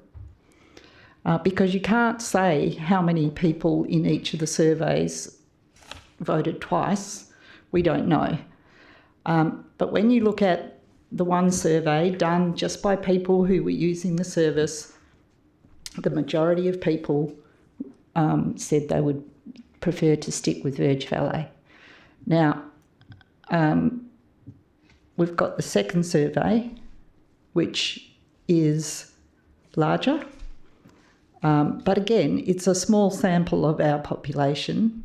But as I say, the social scientists suggest that you can take some comfort that they are representative of views in the community. So what I've got at the moment is 2 sets of community members, and I'm one of those strange creatures who's only heard from people who like Verge Valet. Now, that just may be the people I've talked to, and I wouldn't call them a massively representative sample of anything because you know, this is a busy job being a councillor and takes an extraordinary amount of all of our time. I don't have a lot of spare time to go out door knocking on every issue to talk to people, so I'm broadly reliant on people coming to me. I've had 1 phone call from 1 person recently urging me to scrap Verge Valet, but before that I hadn't heard anything, and people that I just ask in passing have said that they like it. I have used it on 2 occasions, one in my home and one in my rental property. Now, the rental property it needed something to be removed, and it wouldn't have been very convenient if I'd had to wait for however many months until the next thing. So there are advantages. So, but in the end, that's why I wanted to look at this further, because I've got 2 sets of data. So coming back to the fundamental about the environmental responsibility, it just seems that nobody trusts the data that we've got. You know, we're told that 24% reduction in landfill is achieved. That is significant, but no one seems to trust it. I don't know why. So what I think will probably happen here is that we'll probably revert back to the old method. I think Councillor Jennings is right. Nothing's set in stone. This can change every year. Every year there's a new budget, and there's going to be a new council, and then the community changes over time, and eventually this community might move to a different model. But for me, I do think that we were moving in the right direction. It wasn't some WMRC thing. It's had a much longer history than just this council. It's part of a plan that was set with community consultation, and this is the sad thing. We have community consultation all the way along. We go through these processes and we suddenly come to the last moment and bang, it stops, and sometimes that's worrying. But anyway, it'll fall where it falls, and the world will go on and it'll be fine in the long run. Thank you. Councillor Jennings, do you have a question? Thank you, Mayor. Perhaps I don't quite know how to ask it. It pertains to what Councillor Powell said, that Councillor de Vries' alternative doesn't have allow for any pickups for the rest of this year. But could staff just explain, or is that entering the debate? I don't know, but it's written in black and white, so I can't say it, but or perhaps you, Mayor, can answer the question about if it does allow another pickup this year. Thanks. Look, I'll defer to Director Technical Services because I'm aware that there has been a few email exchanges between Councillor de Vries and the Director about how this alternative would work. So, Director, if you could answer the question. Thank you. Yes. So, as the alternative is written, it's effectively option 3, which was in the report, which is obviously to revert back to the previous system.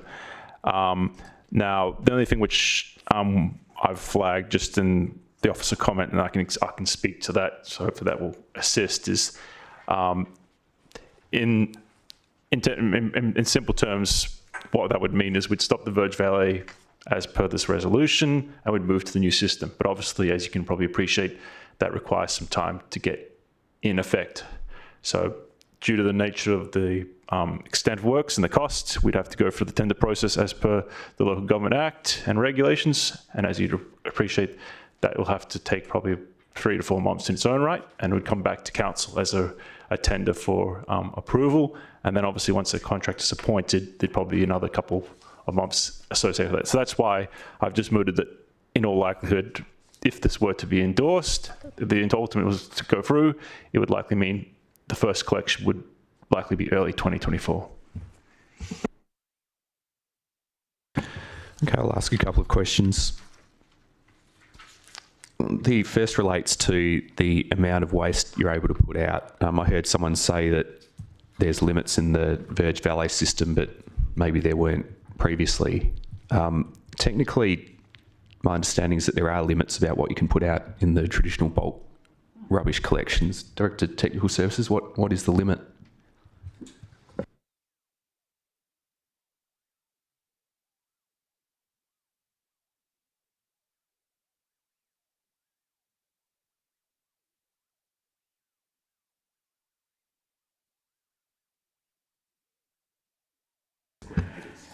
Yeah, I believe, so Director may find the actual answer, but that was under the previous arrangement. There would have been a particular limit that would have been described at the time, but ultimately I think you probably find the practical thing would have been that they would have collected what was out, I imagine.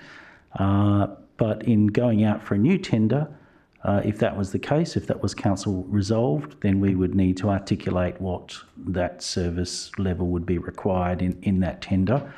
And then also, as has been mentioned, there would be the practical limits as well in relation to one's verge. So, but generally you would prescribe a limit to try and guide people in what they put out. Okay, and just a question about point A of the officer recommendation when we talk about an additional green waste collection. Can I just have confirmation of how many green waste collections in total there would be if the officer recommendation were carried? Director of Technical Services. So if the officer recommendation was carried, you would have the 2 existing green bulk collections that were previously endorsed as part of FOGO, and then you'd have this one additional through point A, so you'd have 3 in total. And then with the second option as part of option part B of that resolution, you obviously have the ability to interchange your two hard waste collections for a further 2 green waste collections for a total of 5. That's how it's written. Thank you. Everyone else has had a turn, so I'll speak and I'll enter into the debate.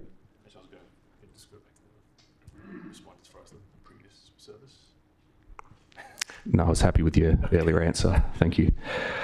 Look, I'm a little bit on the fence on this issue, but I can't leave Councillor Stroud out in the cold. I'm on the fence, but I've got one leg gingerly in the Verge Valet camp. And look, it hasn't always been my default position. As a kid growing up in the 90s, I had a great time during bulk rubbish collections, and I distinctly remember picking up a black and white TV in 1997, which got me through my high school years. So, I mean, that was my starting position, that the traditional bulk rubbish service was what we've known as West Australians and was the system we should stick with. And look, I certainly heard plenty of verbal feedback from people in the community who have never wanted Verge Valet. However, the professional advice seems pretty clear. The advice, in fact, seems unequivocal that this is the superior means of bulk waste collection, and it is very much the future. And as I see it, a decision not to stick with Verge Valet would require us to actively go out looking for reasons to disagree with people who know about waste collection. So what can we consider? Well, I think if we park the technical advice, there's maybe two things we consider. The first is our personal experiences, and I can confirm that I have used Verge Valet and it is a good system. And I know there's people like me in Subiaco who've used it who haven't completed any surveys and would be quite happy for that system to remain in place.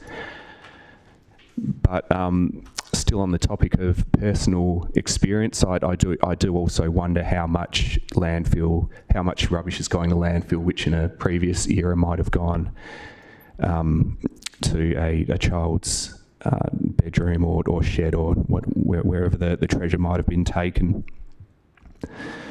So what does that leave? It leaves community feedback, and look, we know we need to listen, and it's what we do as a council, and we know that there'll be people who will be disappointed if by some miracle this council were to support Verge Valet. But we also know that there'd be people who'd be disappointed if we took the opposite view. And look, I think all we can do is listen to feedback back and use it as one factor in our decision making. Because if we were to defer to surveys as the sole basis on which we make decisions, then I think we may as well all retire and put everything out to surveys. We get elected to make decisions, and whilst we absolutely must listen to community feedback, surveys are but one tool in our decision making. And look, the four people in the gallery who I know are opposed to Verge Valet also know each one of us personally, and I'm sure know that we make our decisions with the best of bona fides. And whilst we all process community feedback in different ways, there's nothing wrong with that. It's just the way that we all go about our decisions. So like I said, I'm barely in the Verge Valet camp. It's probably not going to make a skerrick of difference unless my story about my black and white TVs somehow resonated with you and got me on a track to pulling at least three of you over to the yes camp. But look, I think it's right that if this motion is inevitably lost and we go back to traditional bulk waste, life will go on. We'll contract it out. We'll get the best deal possible. People will use their buy nothing pages and all the rest of it, and look, maybe we will be back here in future years, future meetings, talking about whether that might be the right time to go to Verge Valet. I'm still hanging on to the skerrick of hope that we'll find some more votes in favour of Verge Valet, but if we don't go there, then at least we've had a thorough debate and we've certainly considered all the issues. So thank you, councillors. It's not going to make much difference to the decision making, but we'll take one question and then we'll ask Councillor De Vries to close.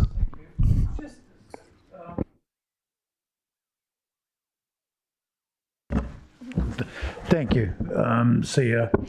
Member McMullen, through you to, as you see fair, to answer the question yourself.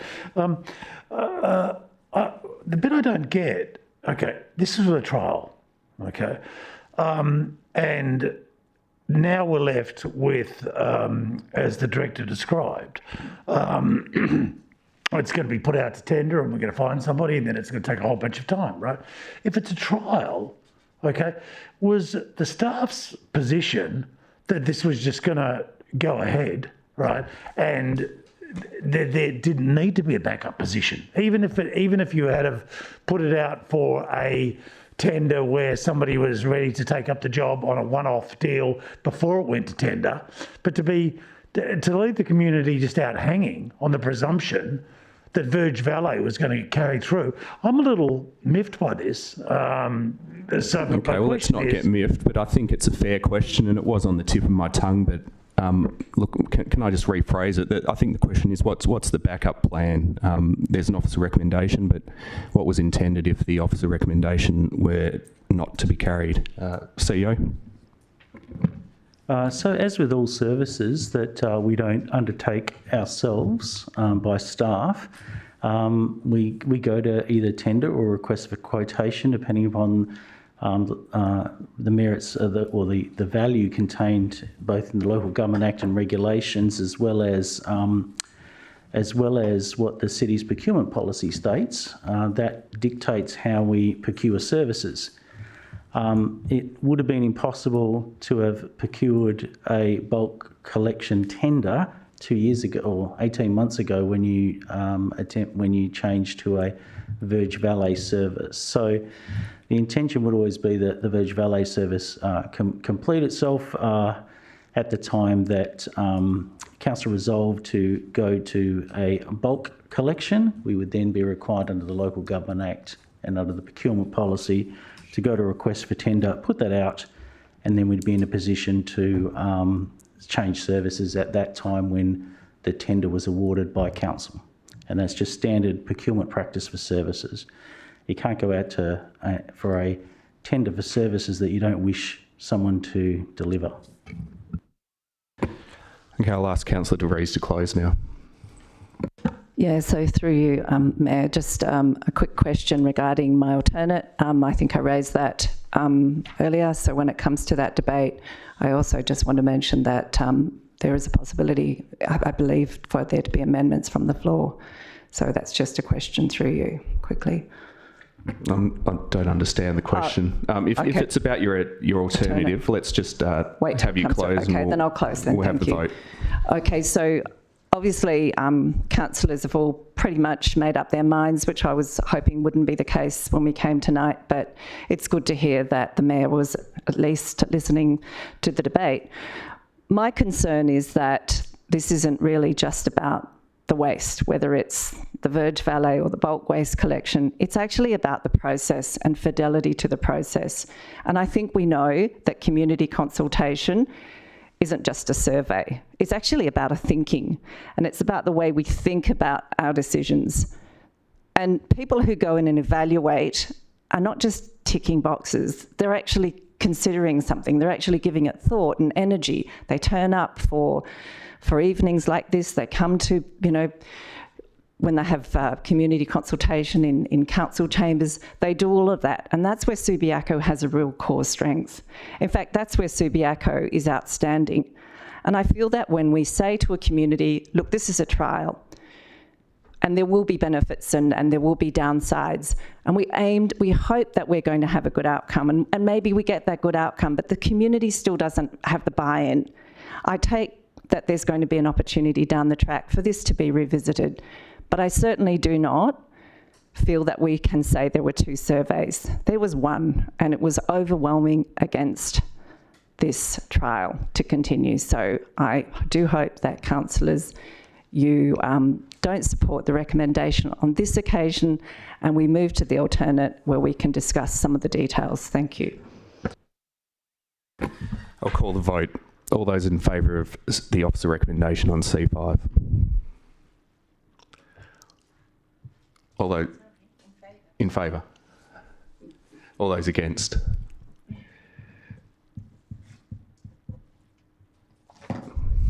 The item's lost 4-5.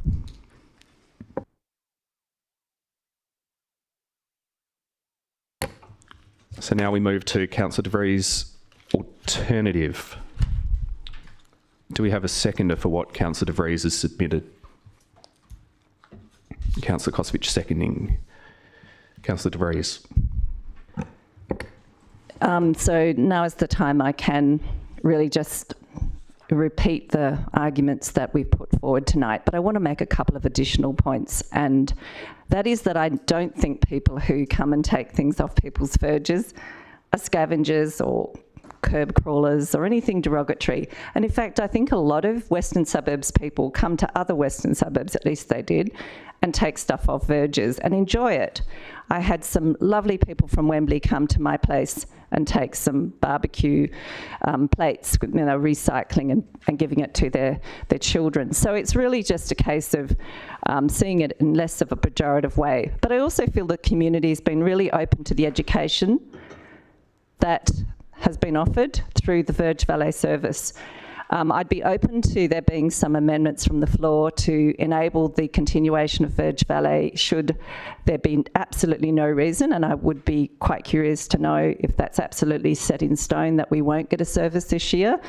But if there's amendments from the floor to make it possible for one more Verge Valet service to continue. But I certainly would hope that there would be an opportunity for the community to know that they will return to their preferred bulk waste collection, and that can be done as soon as possible. So thank you, and I commend my alternate to you.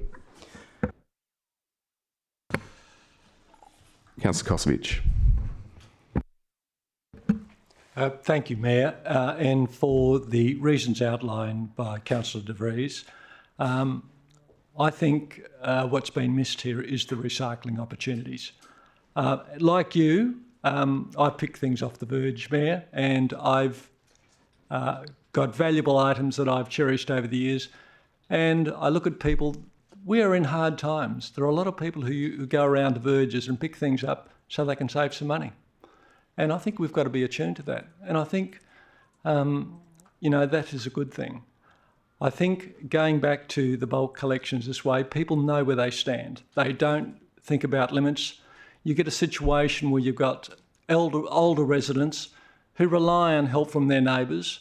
When a bulk collection's on, they come together and they help each other. And that's what community spirit's all about. Help each other to get heavy items onto the verge. And if they're connecting and talking, that older person mightn't have seen anyone that week. So I think that's a very healthy way to be. I am receptive to what Councillor De Vries has proposed in terms of amendment. I would like to see, I would like to have our cake and eat it too. I would like to see a situation where we can have Verge Valet up until Christmas to meet people's needs with a view, as an interim measure, and with a view to the new biannual collection starting in the new year. If that can be facilitated by the CEO, I think that'd be a great outcome. I certainly support this, and I hope it does gain traction with other councillors and they'd also support it. Thank you. Thank you. Rather than taking amendments from the floor without any sense of direction, I wonder if we can get a bit of advice from Director of Technical Services about how this might be implemented. Okay, the CEO is our Technical Services guy tonight, apparently. CEO. Thanks. It's more about the process. We will do our best endeavours to deliver a tender for council to consider as soon as possible. We just can't. We can't advise, so we're just giving our best advice in relation to when it may happen. So ultimately, council could adjust, which the Director for Technical Services did give an alternate, which we could let you know what that is. And I would prefer a resolution that we can deliver on. However, we just wanted to note that best endeavours, it may not be that we can achieve that in 2023. That's all we're trying to articulate.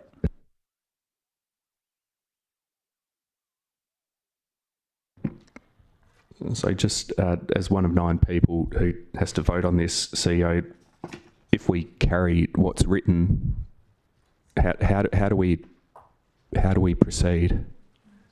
Yeah. Okay, Councillor Jennings, you've got the solution, do you? Thank you, Mayor. I don't know if I have got the solution. That's up to council, but I have got a suggested amendment. And I did I only printed 2 copies, but one up there for you guys, and I read the rest. Thank you.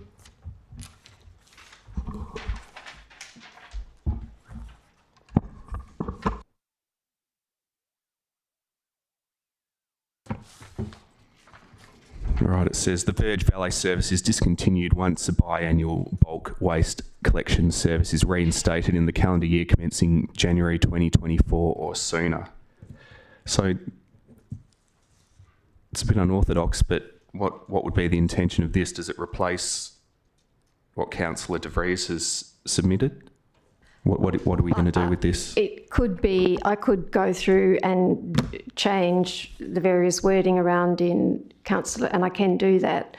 And I did actually go through that exercise, and it is possible to get to that point by using the alternative and deleting some words and adding some words in, and you can get to that.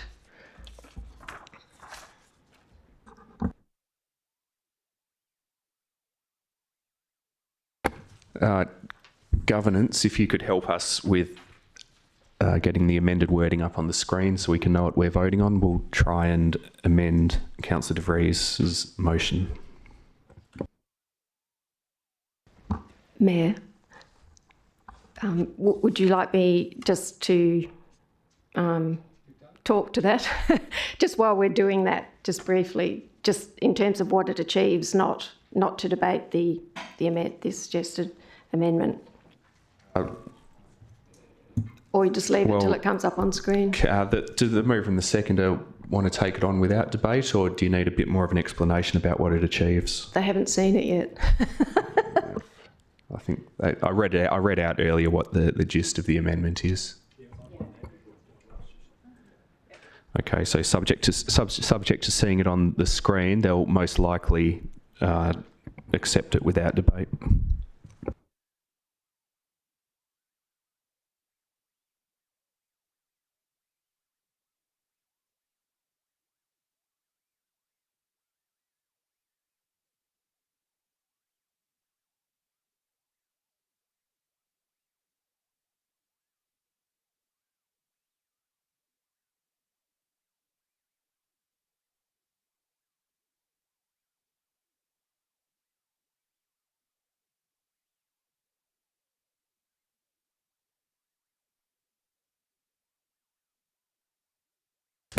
Okay, councillors, the governance advice which I've given to myself and the CEO has agreed with is that we would best be voting, if council were of a mind to pursue what Councillor Jennings has suggested, that we should have the vote on what Councillor De Vries submitted and then have a standalone debate on Councillor Jennings's motion, which the meeting procedures do allow for because Councillor De Vries' motion is a matter of which notice has been given.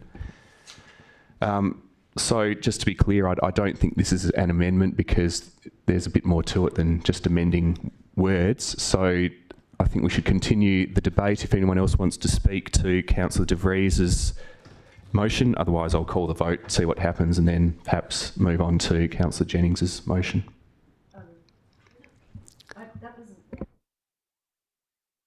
Sorry, Mayor, have you made a ruling that you're not going to accept the amendment that the mover and seconder have taken on? As written, it's not an amendment. It's a substitution. Can we? If I can see something that looks like it's got track changes to what was originally submitted, I'd take that as an amendment. But an amendment means changes. It doesn't mean a complete substitution.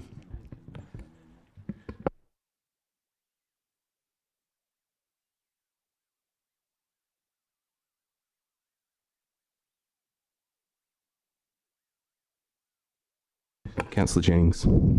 Thank you, Mayor.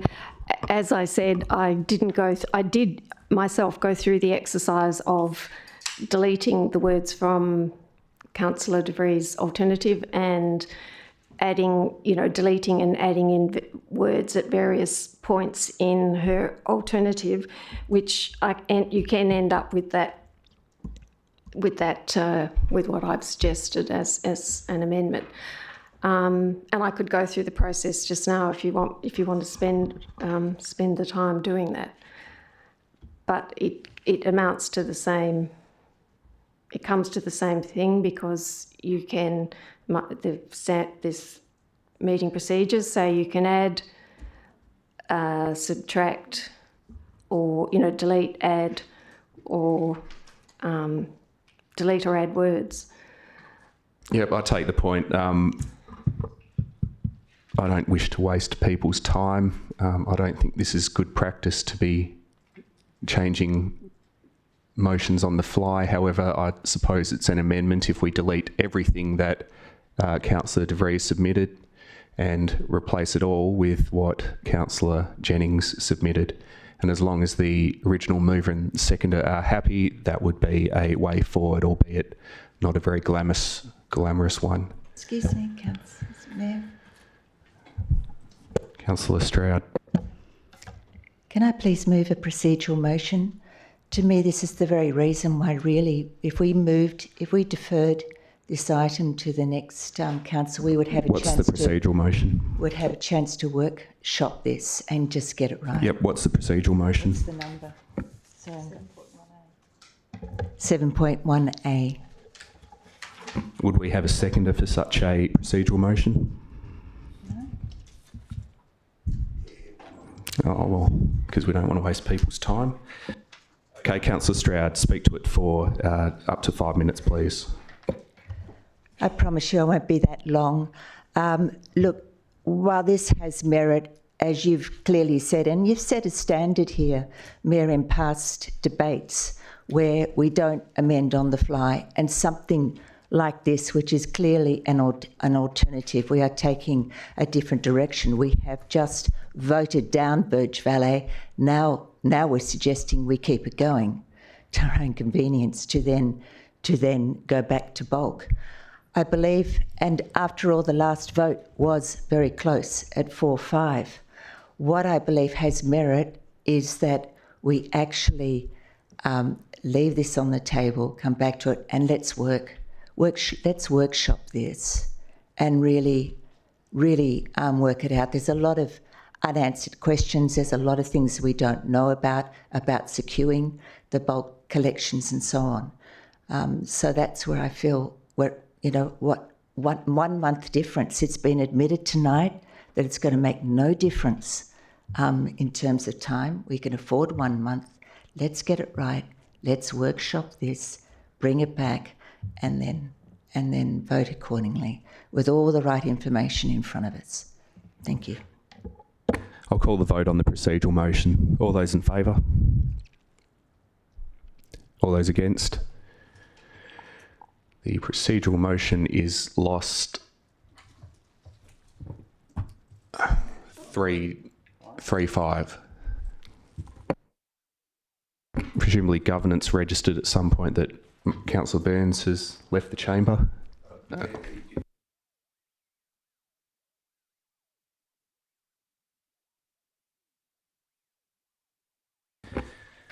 Okay, so we've got an amendment which has been taken on board by the mover and the seconder, being Councillor De Vries and Councillor Kosovich. So we're now continuing the debate on the wording as shown, that the Verge Valley service is discontinued once. I've just lost it.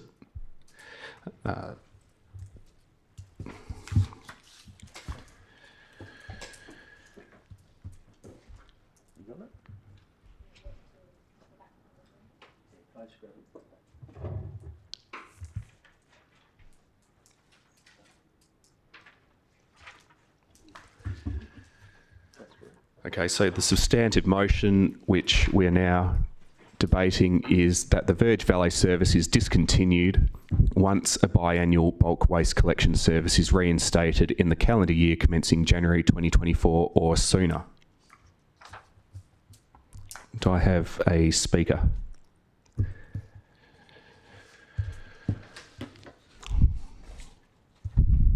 Councillor Jennings. Thank you, Mayor. I understand that staff did have some confidence, but and staff can clarify that at the end and take that as a question, that they would hope to be able to arrange a contractor in 2024. The alternative, as amended, does allow, it doesn't say it has to commence, it's just in the calendar year commencing January 2024. That's describing the year that it commences. It's not saying it has to be done in January 2024. And it allows Verge Valley to continue, so people can still use the service, and they get their pickups, until the bulk waste can be instated. Thanks. No, it was taken on by the mover and seconder.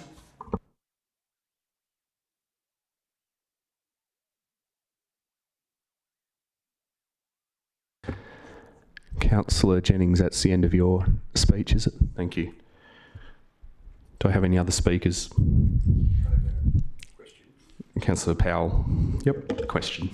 If this doesn't get up, do we have any bulk waste collection services at all? Director Technical Services. Not aside from the 2 green waste ones that were approved by council as part of the rollout of FOGO.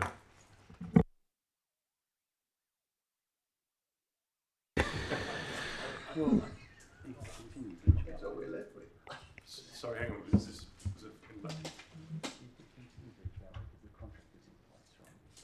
Okay, so maybe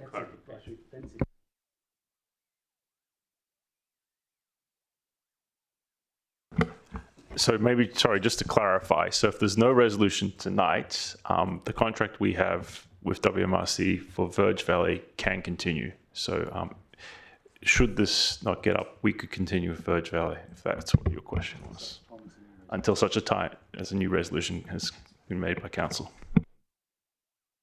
Can I just clarify what we resolved previously in relation to Verge Valley? I thought we resolved to have a trial that would run for a finite period, and if that period's over, I'm not sure that we can just extend Verge Valley. If I can just have clarification on what we previously resolved in relation to Verge Valley.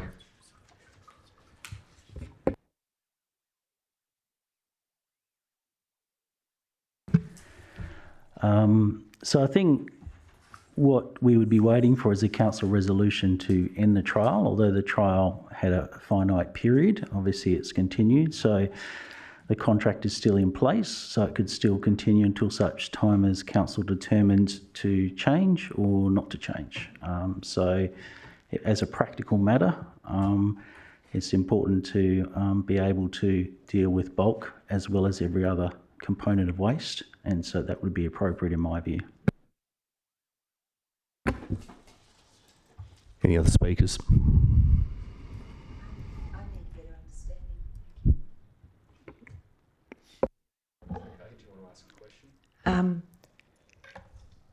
So just for a better understanding, we have, as a council, voted down the trial. But the trial of Verge Valley, I thought that's what we did in terms of the staff recommendation. So just to confirm, the trial has ended. We've voted not to permanently instate Verge Valley, where we then moved to Councillor De Vries's alternative, which was amended with a significant change from Councillor Jennings, such that we've now had Councillor De Vries moving, Councillor Kosovic seconding, Councillor Jennings speaking, and I'm looking for further speakers on what's in front of us.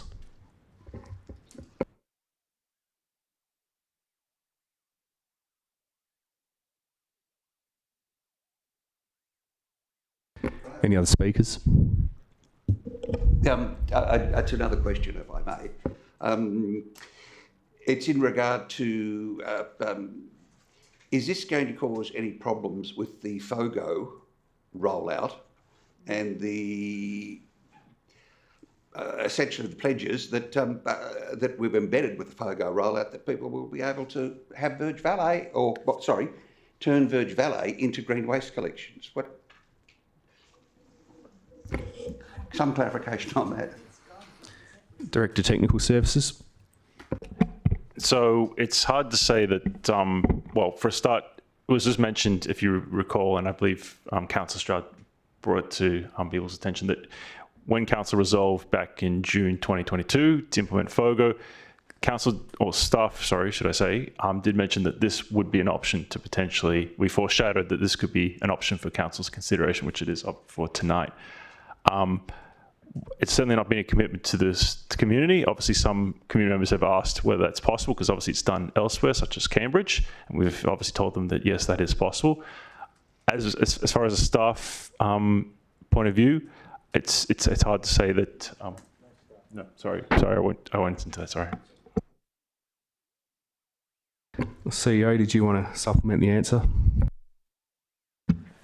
So the way I understand what we've articulated during our FOGO rollout was there is other opportunities that Council can consider. So this is a decision of Council. Council will make the decision whichever way it goes.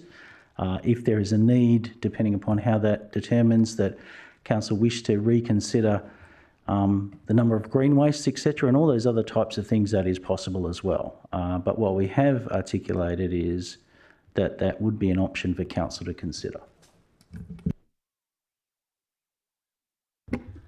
Speakers for or against? A question from Councillor Stroud. Thank you.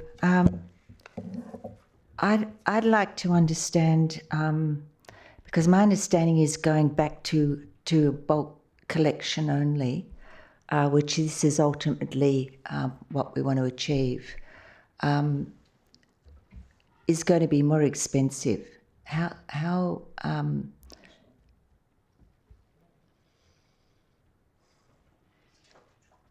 no, it's not.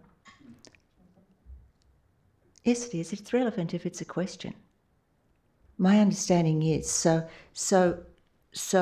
I'm just interested in the tender process of that in achieving a service that is going to be more expensive, and also I'm interested in, because I don't feel satisfied with the way Councillor Powell's question was answered. I don't understand how we are now going to, which was effectively a promise, because I attended the information nights where, and just as important as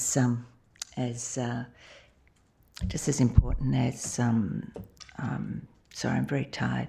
Just as important as the feedback from our community, so also is our information nights and the information we give them. Now, on those information nights, we told our community that they could swap Verge Valet for bulk green service, and they left very satisfied with that. So we've now clearly in C5 voted down that option. Councillor Stroud, what's the question that you would like staff to answer? So the question is, by supporting this, we may be supporting Verge Valet, but we cannot. My question is, can we actually allow any bulk swapping of bulk green waste, because that's what we voted down not to do. Director Technical Services.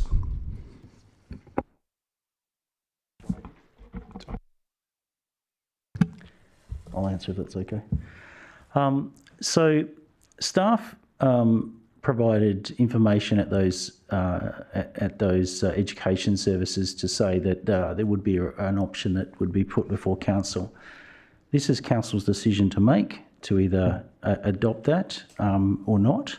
And what I am saying is that if it was to go back to the different service, then we'd go to tender, we'd seek that. And there's also, Council could articulate to do more bulk collections of green waste if they wish. So there would be options to consider varying the contract to deal with the issue in terms of possible additional green waste related to the change to FOGO. Just to clarify though, CEO, as written, if this were carried, you wouldn't be going out and arranging the ability to substitute Verge Valet collections with different types of other things, would you? You'd be continuing a standard Verge Valet service to tie the city over until the biannual bulk waste collection service is arranged. Yeah, through the chair. So what would happen is the Verge Valet service would be discontinued at such time as the bulk collection is ready through a tender process. And as there was no change to that during that time period, it would be as it is at the moment. So there wouldn't be a change to allow for the to change in a green as opposed to a bulk. So just continue as it is, because that's the original service that we've got in place, and there's no resolution to do something different. A question for Director Technical Services. What's your best estimate as to how long this temporary arrangement would be in place before we were to put in a permanent biannual bulk waste collection service? So as I mentioned in an earlier response, I'd expect probably the tender process would take 3 to 4 months. And then obviously the other variable in this is just the availability of the contractor, because we have, knowing this is an option, we did sound out some contractors as far as availability, and a lot of them are quite booked for a number of months in advance. So obviously a few months down the track, that could well be the situation. So I would expect January, February, if I had to, would be a likely time frame that this could be rolled out, and we could back onto the reinstate this biannual bulk system. Another question from Councillor Stroud.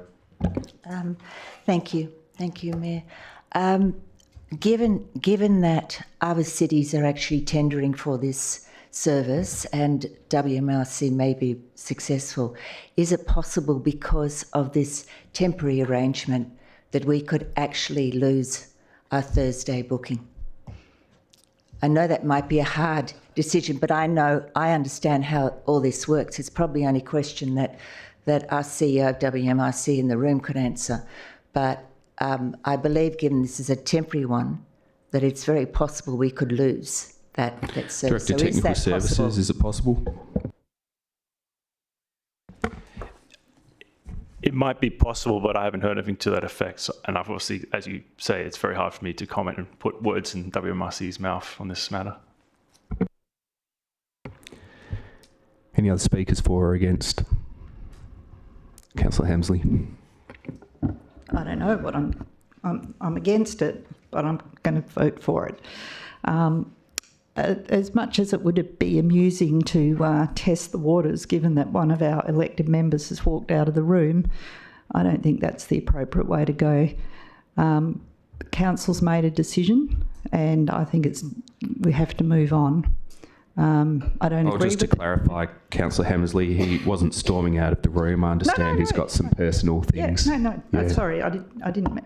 It's just that it's an unusual thing. So, but I do believe that a decision was made, and the Verge Valet service is going to be discontinued.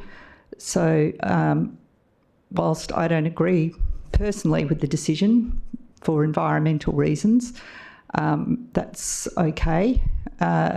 So I do think we need to move forward and get something in place so that our community has access to bulk waste collection. I am hopeful that there can be some continuity of service, and I think that the amended version is an improvement. So I'll be voting in favour. Thank you. Any other speakers? Question? No, it's not a question. I was just going to, if we are going to be providing waste services for our community, I think I really don't see many options apart from supporting it. Otherwise it's just not going to be anything. And I'm not sure that that's the best outcome. Okay, we'll take that as a quick speech for Councillor Jennings. A question, please. Just in relation to what Councillor Powell just said, that there won't be anything. I thought staff clarified that the continuing service for Verge Valley will continue in terms of bulk waste. I'm not sure about sorry, I missed the answer about the green substitution bit, but the actual bulk. Can you just clarify that that was your previous answer? Thanks. If I could, through the chair, yeah, the standard service that we currently have in place will continue until such time as the bulk tender is complete and council resolve to do that, and should this resolution proceed, council vote that way, then it will continue until such time, assuming the WMAC service can deliver it, until such time as a new tenderer takes over the collection service.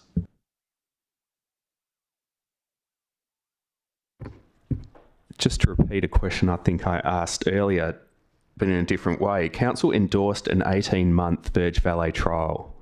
Once that 18 months is up, how can Verge Valley possibly continue indefinitely until council resolves something different? The original resolution was an 18-month trial. That period's up. Yeah, so I think it's gone beyond 18 months with our best endeavours to bring forward the survey results, etc.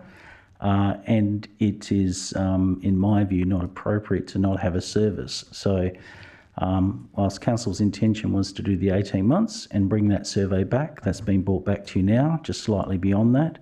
There's no way we could have tendered or known that a bulk was going to replace it, so we're not in the position to have done that. So I suppose it goes back to the structure of the resolution some 2 years ago in terms of the practicalities of such. So until such time as council resolved to go back to the bulk, then we can go to tender, and it would not be appropriate to not have a bulk collection service in the interim. Any other speakers? Councillor Stroud. Yes, thank you, Mayor. I'm going to support this because I do not want our community to lose the service of Verge Valley. I'm hoping that there will be more consideration towards this, more perhaps conversation, because we are continuing. The Verge Valley service is continuing until a biannual bulk waste collection is established. I'm sorry, why are you shaking your head at me? Mayor, can you just explain yourself? I was looking around the room, but I won't debate you just yet. I don't want to see the community lose their service, like Councillor Hammersley. I believe that that may well give more time for perhaps the community to realise the implications. We have a new council elections in October. Maybe a new council will change their view and reinstate or bring in Verge Valley full time, because that is my ultimate goal. Because what I would like to see is our environment protected. I would like to see less landfill go, far less waste go into landfill, and I believe that the pre-booked Verge Valley service is the best way to go. At this stage, council doesn't believe in that, but I'll go on the journey with them, and hopefully they change their mind down the track. I'll just quickly enter the debate. I'm going to vote for the motion because I don't see that we've got an alternative for reasons which I think Councillor Powell's questions have very much uncovered. And I'll be voting for this temporary transitional arrangement on the understanding that for now, Verge Valley is on its way out. This is a temporary, possibly 6-month arrangement to tie us over until we go back to a biannual bulk waste service. We're not going to be debating in workshops or otherwise an immediate return to Verge Valley, because we've resolved not long ago at this very meeting that that's not what we're going to do. That's really all I have to say about this. I think it's there's really no alternative. There's one more elected member who hasn't spoken. There's no obligation to, Councillor White, but if you wanted to speak to the item, you could at this point. Oh, thank you, Mayor. No, just yes, I fall into this camp as well. I think we need to ensure there's a service, a bulk service available. This amendment, alternative rather, gets us to this point, and I think I'll be supporting it as well. I'll ask Councillor Bizarrely, I'll ask Councillor De Vries to close if she wishes, because you were the original mover. Yeah, thanks so much, Mayor. And I think we've had enough discussion, enough debate, and I took the advice that we did have a period where there may be a no service, so I certainly didn't want that in my outcome, but was hopeful that perhaps there would be somebody available this year. So if that's not the case, I'm certainly happy with the amendment. So, yep, let's just vote and hope that this is what the community have asked for. Just to clarify that those people I've spoken to who had supported Verge Valley service were actually pretty happy either way, and I don't think this is going to cause any kind of great rupture, but let's continue the good work of the City of Subiaco, and let's continue to find ways to reduce waste, and I'm sure we will. Thank you. I'll call the vote. All those in favour? The item's carried unanimously, 8-0.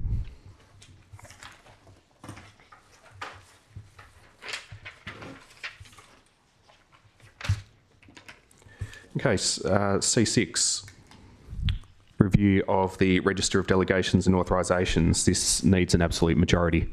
Can I have a mover and a seconder for the officer recommendation?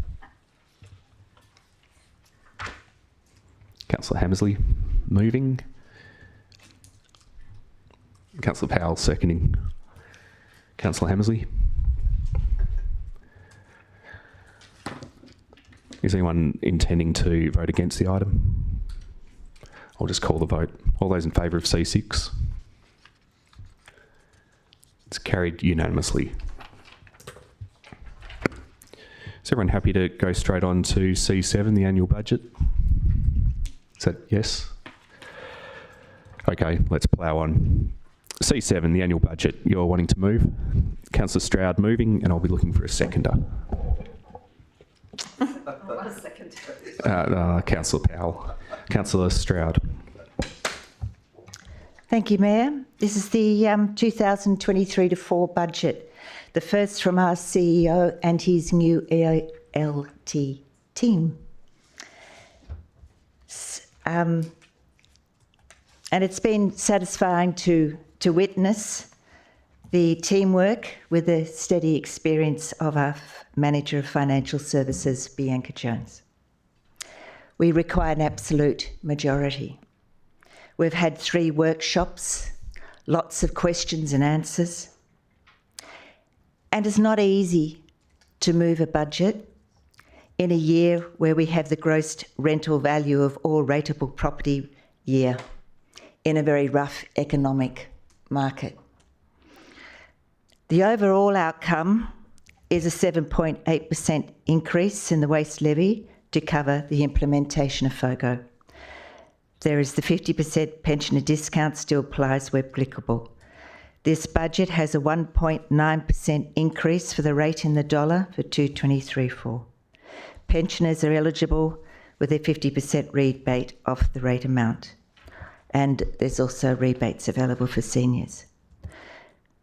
The budget is planned to cover a range of key initiatives and comes with a comprehensive overview of the city's commitments, from road and drains to parks and infrastructure. And for the first time in this budget, we are starting our digital transformation of the city's systems and processes. Looking over on one of the pages, we have a nice little table that shows how we're spending $25.6 million for capital initiatives. Projects that continue to be funded by loans, include Lake Julbab, Rosalie Park, and then the underground power program. I couldn't help noticing, actually, Mayor, that seemed to me that the South Ward is actually a very expensive place for us. Also, perhaps Colin Barnett should have cut off the lot for this for the City of Perth Act. But also there is a loan for the Regal Theatre.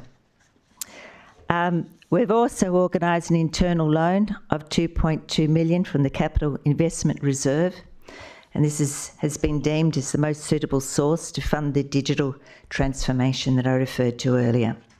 It has been modelled on a principal and interest repayment basis and applying the market rate. And I remind you again to our community that the budget is prepared in a very mindful and sensitive way to the pressures that our business and residential community are going through in this very tough economic climate. I'll leave the floor open now for any debate. Thank you.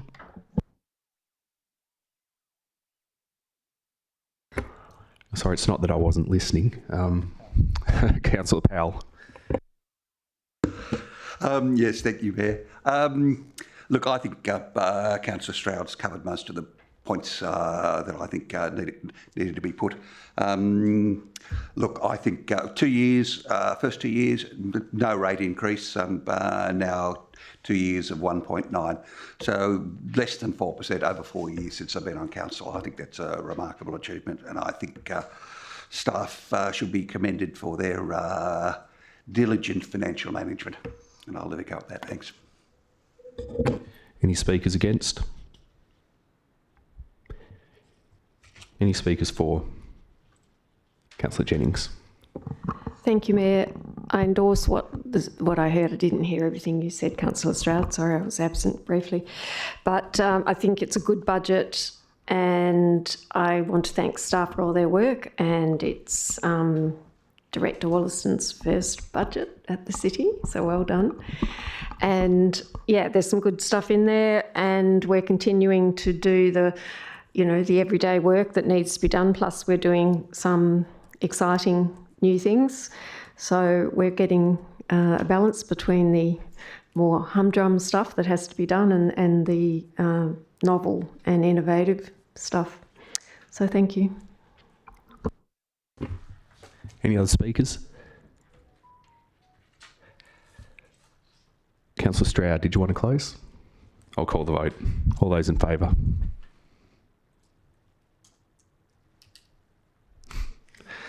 It's carried unanimously.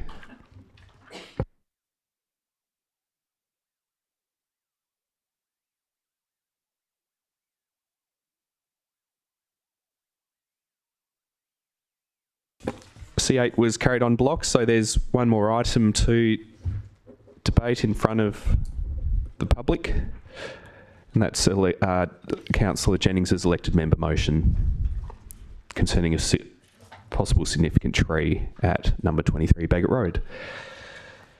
We'll take it as read with Councillor Jennings moving. I'll be looking for a seconder for what's been submitted. Councillor Stroud. Councillor Jennings. Thank you, Mayor. I don't want to talk about this for very long because I hope that if you have all read my reasons, then I won't bore you with kind of repeating the same information, because I guess that's really what I would go into. And just the overarching thing is that it is a mature, healthy,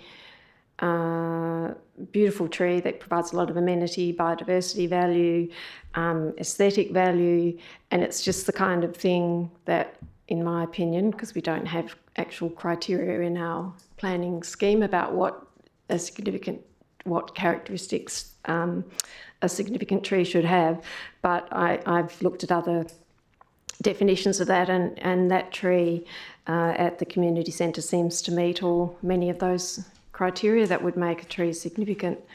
And the only other thing I just want to say is I think that, this is our freehold property, as you would all know, and there seems to be reluctance in the community. Everyone says they value trees, but when it comes to the pointy end, no one wants to perhaps limit what they can do on their property because of a tree. And I think it's appropriate that we show leadership and set an example that this is our tree and we would like to protect it to the extent that we can. Unfortunately, there's significant tree provisions in our planning scheme and in others. It's pretty typical. It doesn't actually outright protect a tree. It's just signifying in a way that for people to consider, the decision makers to consider, a decision maker on planning applications to consider retaining the tree. These things are backed up a bit by the R codes, but that the protection in there is also a bit wobbly and not applied very often, so it seems to me. But hopefully, if this gets listed as significant eventually, because we're not listing it tonight, we're just starting the process, of course, that, you know, at the end of the day, whoever develops the land will try and keep the tree for all those properties and that I mentioned earlier. Yep. So tonight we're not making the decision, we're just starting the process, and it will come back to council for a decision about listing it. And thanks, staff, for all the information you provided to help me to prepare the elected members' motion. It was much appreciated. Thanks. Councillor Stroud. Sorry, I haven't. I do have a question, and I'm just wondering, and unfortunately I haven't had the opportunity to ask Councillor Jennings, but given they have had interaction with the staff over this, I'm wondering why we sort of stopped at significant tree register. Good idea, and I'm supporting that. But why not a heritage listing of the tree? And whether there was, I suppose the question is, was there any consideration of that? Any discussion of that? And what is the difference? My understanding is it would give it more protection. Director of Development Services. Thank you, and through you, man. Nearly a meeting where I didn't say a word, but got there in the end. In essence, we can consider that in the report to come, whether there's any cultural heritage significance. However, the significant tree register requires an approval before that tree is touched or cut down or anything along those lines, similar to what a heritage assessment would require. So in essence, the protections would be very similar, whether it's on the significant tree register or whether it's protected by heritage. Okay, thank you. Yes, you know, you only have to, I'll now proceed with my being second speaker. You only have to walk up there and see this tree, and it's quite God-smackingly beautiful. I wouldn't be surprised if it's actually one of our tallest lemon-scented gums. It's certainly taller than the ones in Roland Street. It's a massive gum, and it's beautiful, and it's so proud the way it has grown and stretched its limbs in an inner metro environment.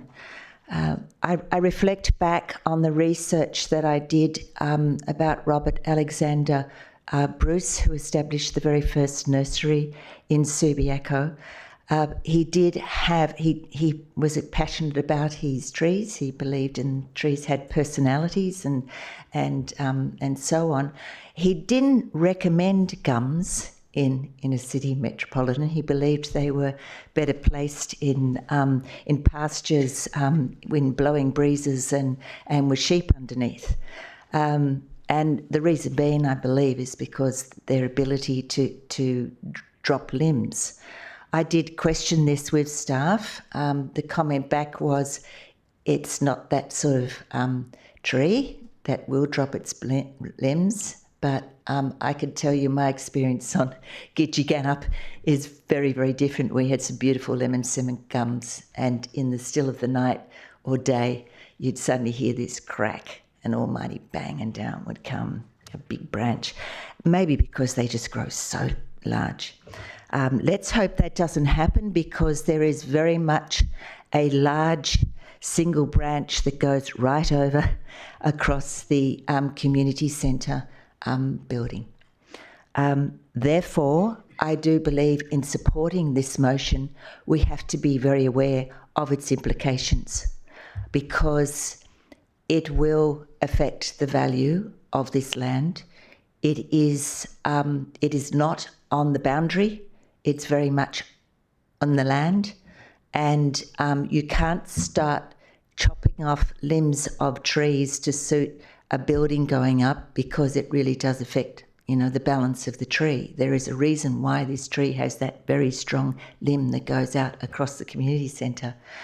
As a result, I believe that, because I do believe it will affect the value of the land and any future development, I believe we really need to do. I appreciate it's going out for public comment, but I really believe we need to look at this building with new fresh eyes to see if the city can do anything creative with it and keep the tree, keep the building, and also protect keep the heritage home in Rupert Street behind it.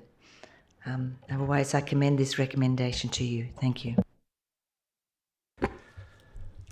I'll just ask a question before I ask for more speakers. Director Development Services, what would be the usual process for listing a significant tree? Because the situation we're in is not exactly run-of-the-mill in that the city owns the land, the city is the planning authority, and we've got a proposal to nominate our own tree. How would the process ordinarily occur across the city for the protection of significant trees? Thank you, and through you, Mayor. Ordinarily, if the landowner was not the local government, there is a requirement for consultation to be undertaken, and those comments to be considered, and then a council resolution to follow. In this instance, while it is a little bit different, we feel that it's important that council has all relevant information that would include from different sections of the city to enable it to make an informed decision going forward. I suppose it's probably not dissimilar to the way in which council would proceed, for example, on a redevelopment of a commercial property that we own, where we, in one part of the organisation, we try and keep them separate, is giving advice in relation to council, and then the planning area may require to consider the planning application. So it's not unusual. It does happen across WA and local government. So it is possible. We'll give that advice from the two different sections. Council can make a decision.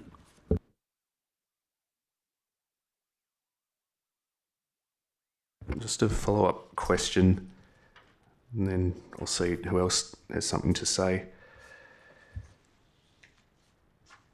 And it's about this this consultation requirement, which we would be dispensing with.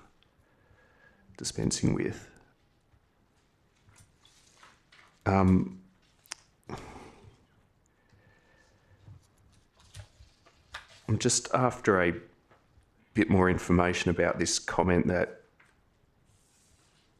the officer comment that the owner of the land is the city, hence it is appropriate that time be provided to enable officers to prepare a report to inform council's decision.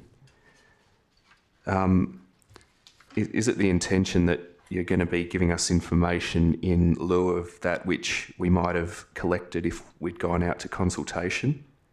And what type of information might that be? Thank you, and through you, Mayor. Yes, it is in lieu of what you might go out for in consultation, and typically when something is being presented on the local planning scheme register, it would be a planning report that would come to to council. So it'd be the planners who would prepare that through the Development Services Directorate.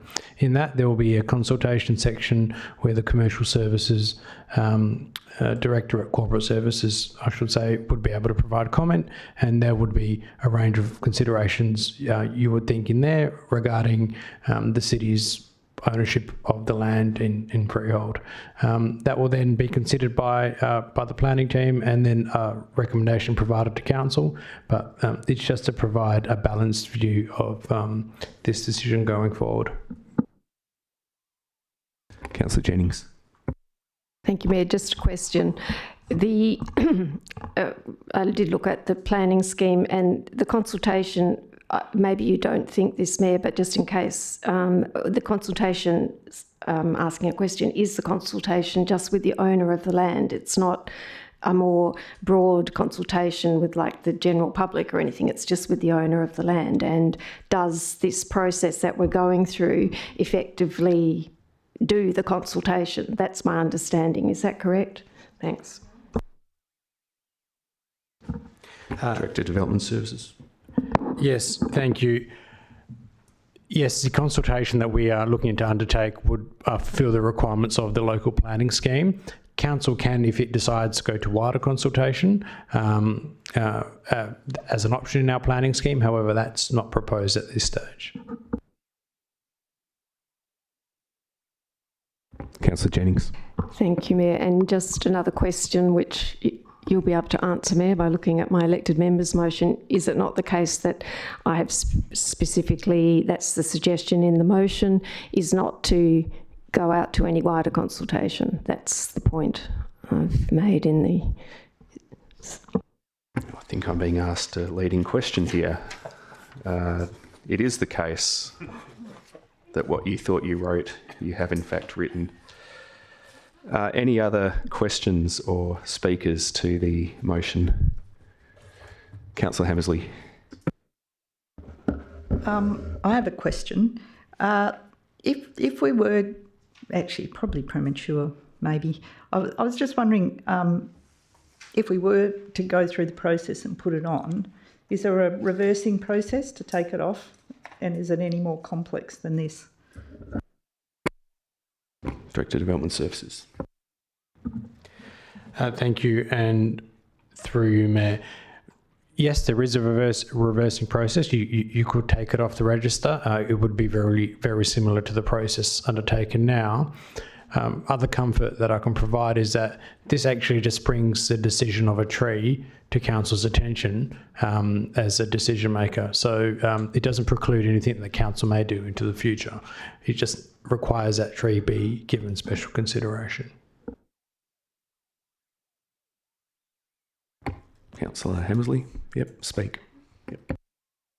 Yeah, I'm speaking for, and you know, I want to commend Councillor Jennings for doing this work and bringing this tree to our attention. Of course, you know, we see it all the time, and it is amazing. But it's so easy when you're making decisions in offices to see things drawn on bits of paper and to just not realise that it's not just a square on a piece of paper, that there are living things there that are important. So I really commend this. I think it will put it, you know, assuming once we get the report that that's the decision, that would be a good step. But I also agree with Councillor Stroud that it brings to mind that the decisions that are going to be coming up around that site are probably more complex than might first meet the eye. And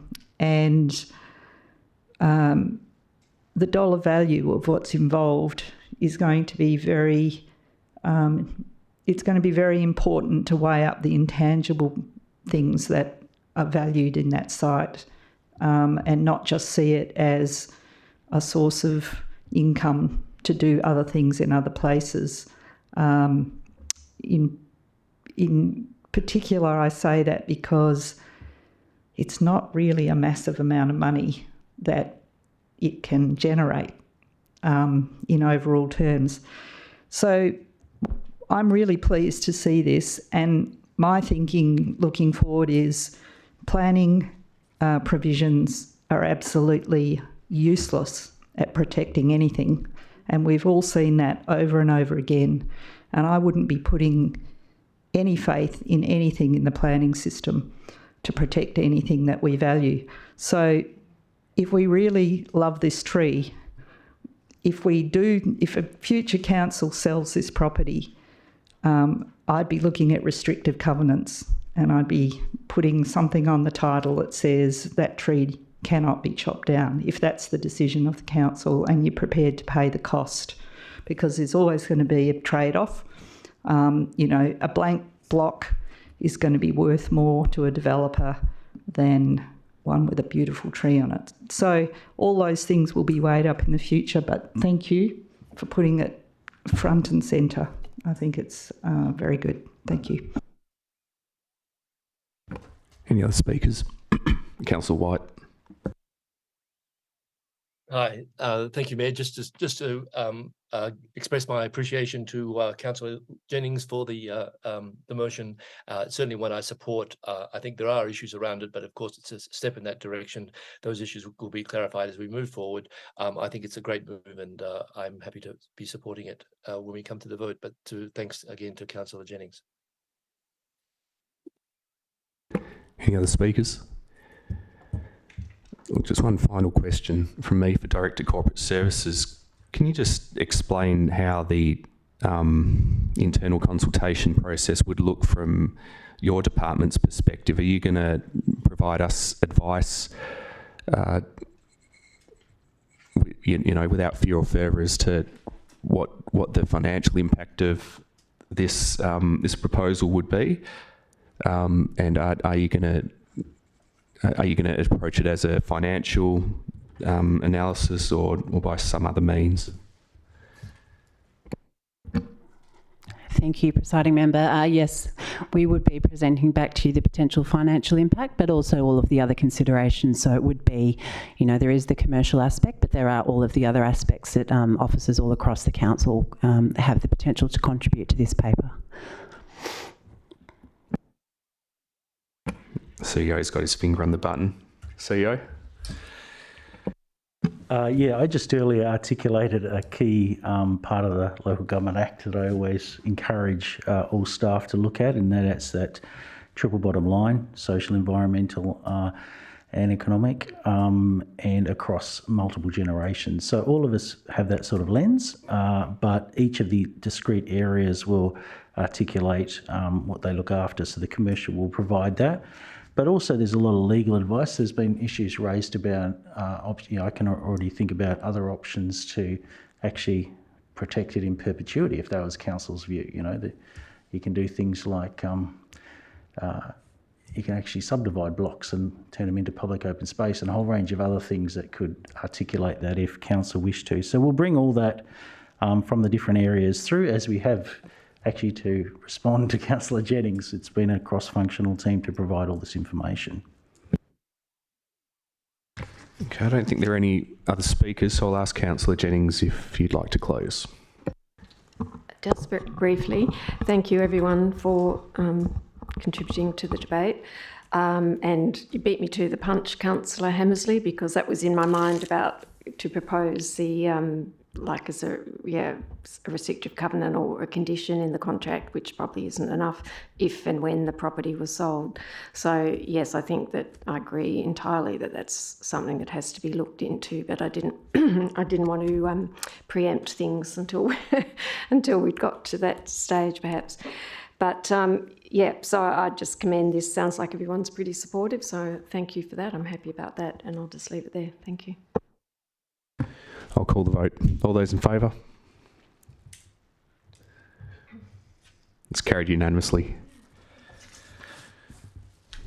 Okay, there's been no urgent business approved, so I'll look for a procedural motion to go behind closed doors pursuant to section 5.232F1 of the Local Government Act, and noting also that the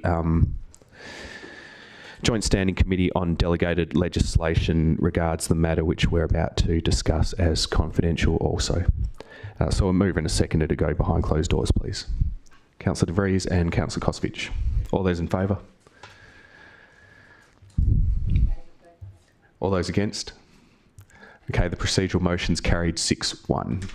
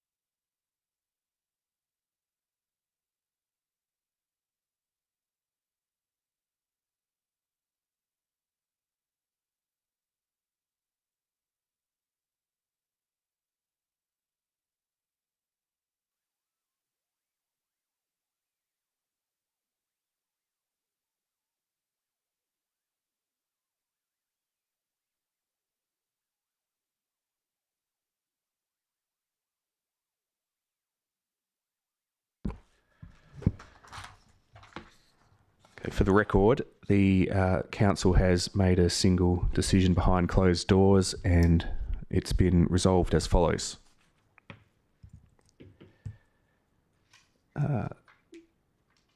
One, the Council of the City of Subiaco resolves to undertake to the Joint Standing Committee on Delegated Legislation that within 6 months it will repeal the Waste Local Law 2022 and make a new local law complying with all requirements in Section 3.12 of the Local Government Act 1995.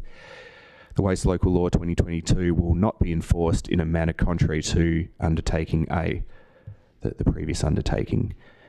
And where the local law is made publicly available by the city, whether in hard copy or electronic form, will ensure that it is accompanied by a copy of the undertaking. Point 2, subject to Council's Resolution 1 above, Council acknowledges that the Mayor will provide a formal letter of undertaking to the Joint Standing Committee on Delegated Legislation in respect of the matters prescribed in Resolution 1 above. And 3, in accordance with Section 3.123A of the Local Government Act 1995, gives local public notice stating that the Council proposes to make a Waste Local Law 2023 as shown at Attachment 2, a summary of the purpose and effect of the local law being: purpose, to assist the City of Subiaco in administering sustainable waste and recycling services to maintain consistent, cost-effective and functional waste management practices to aid in the reduction of waste to landfill. And the effect, waste will be managed within the City of Subiaco as effectively and sustainably as possible.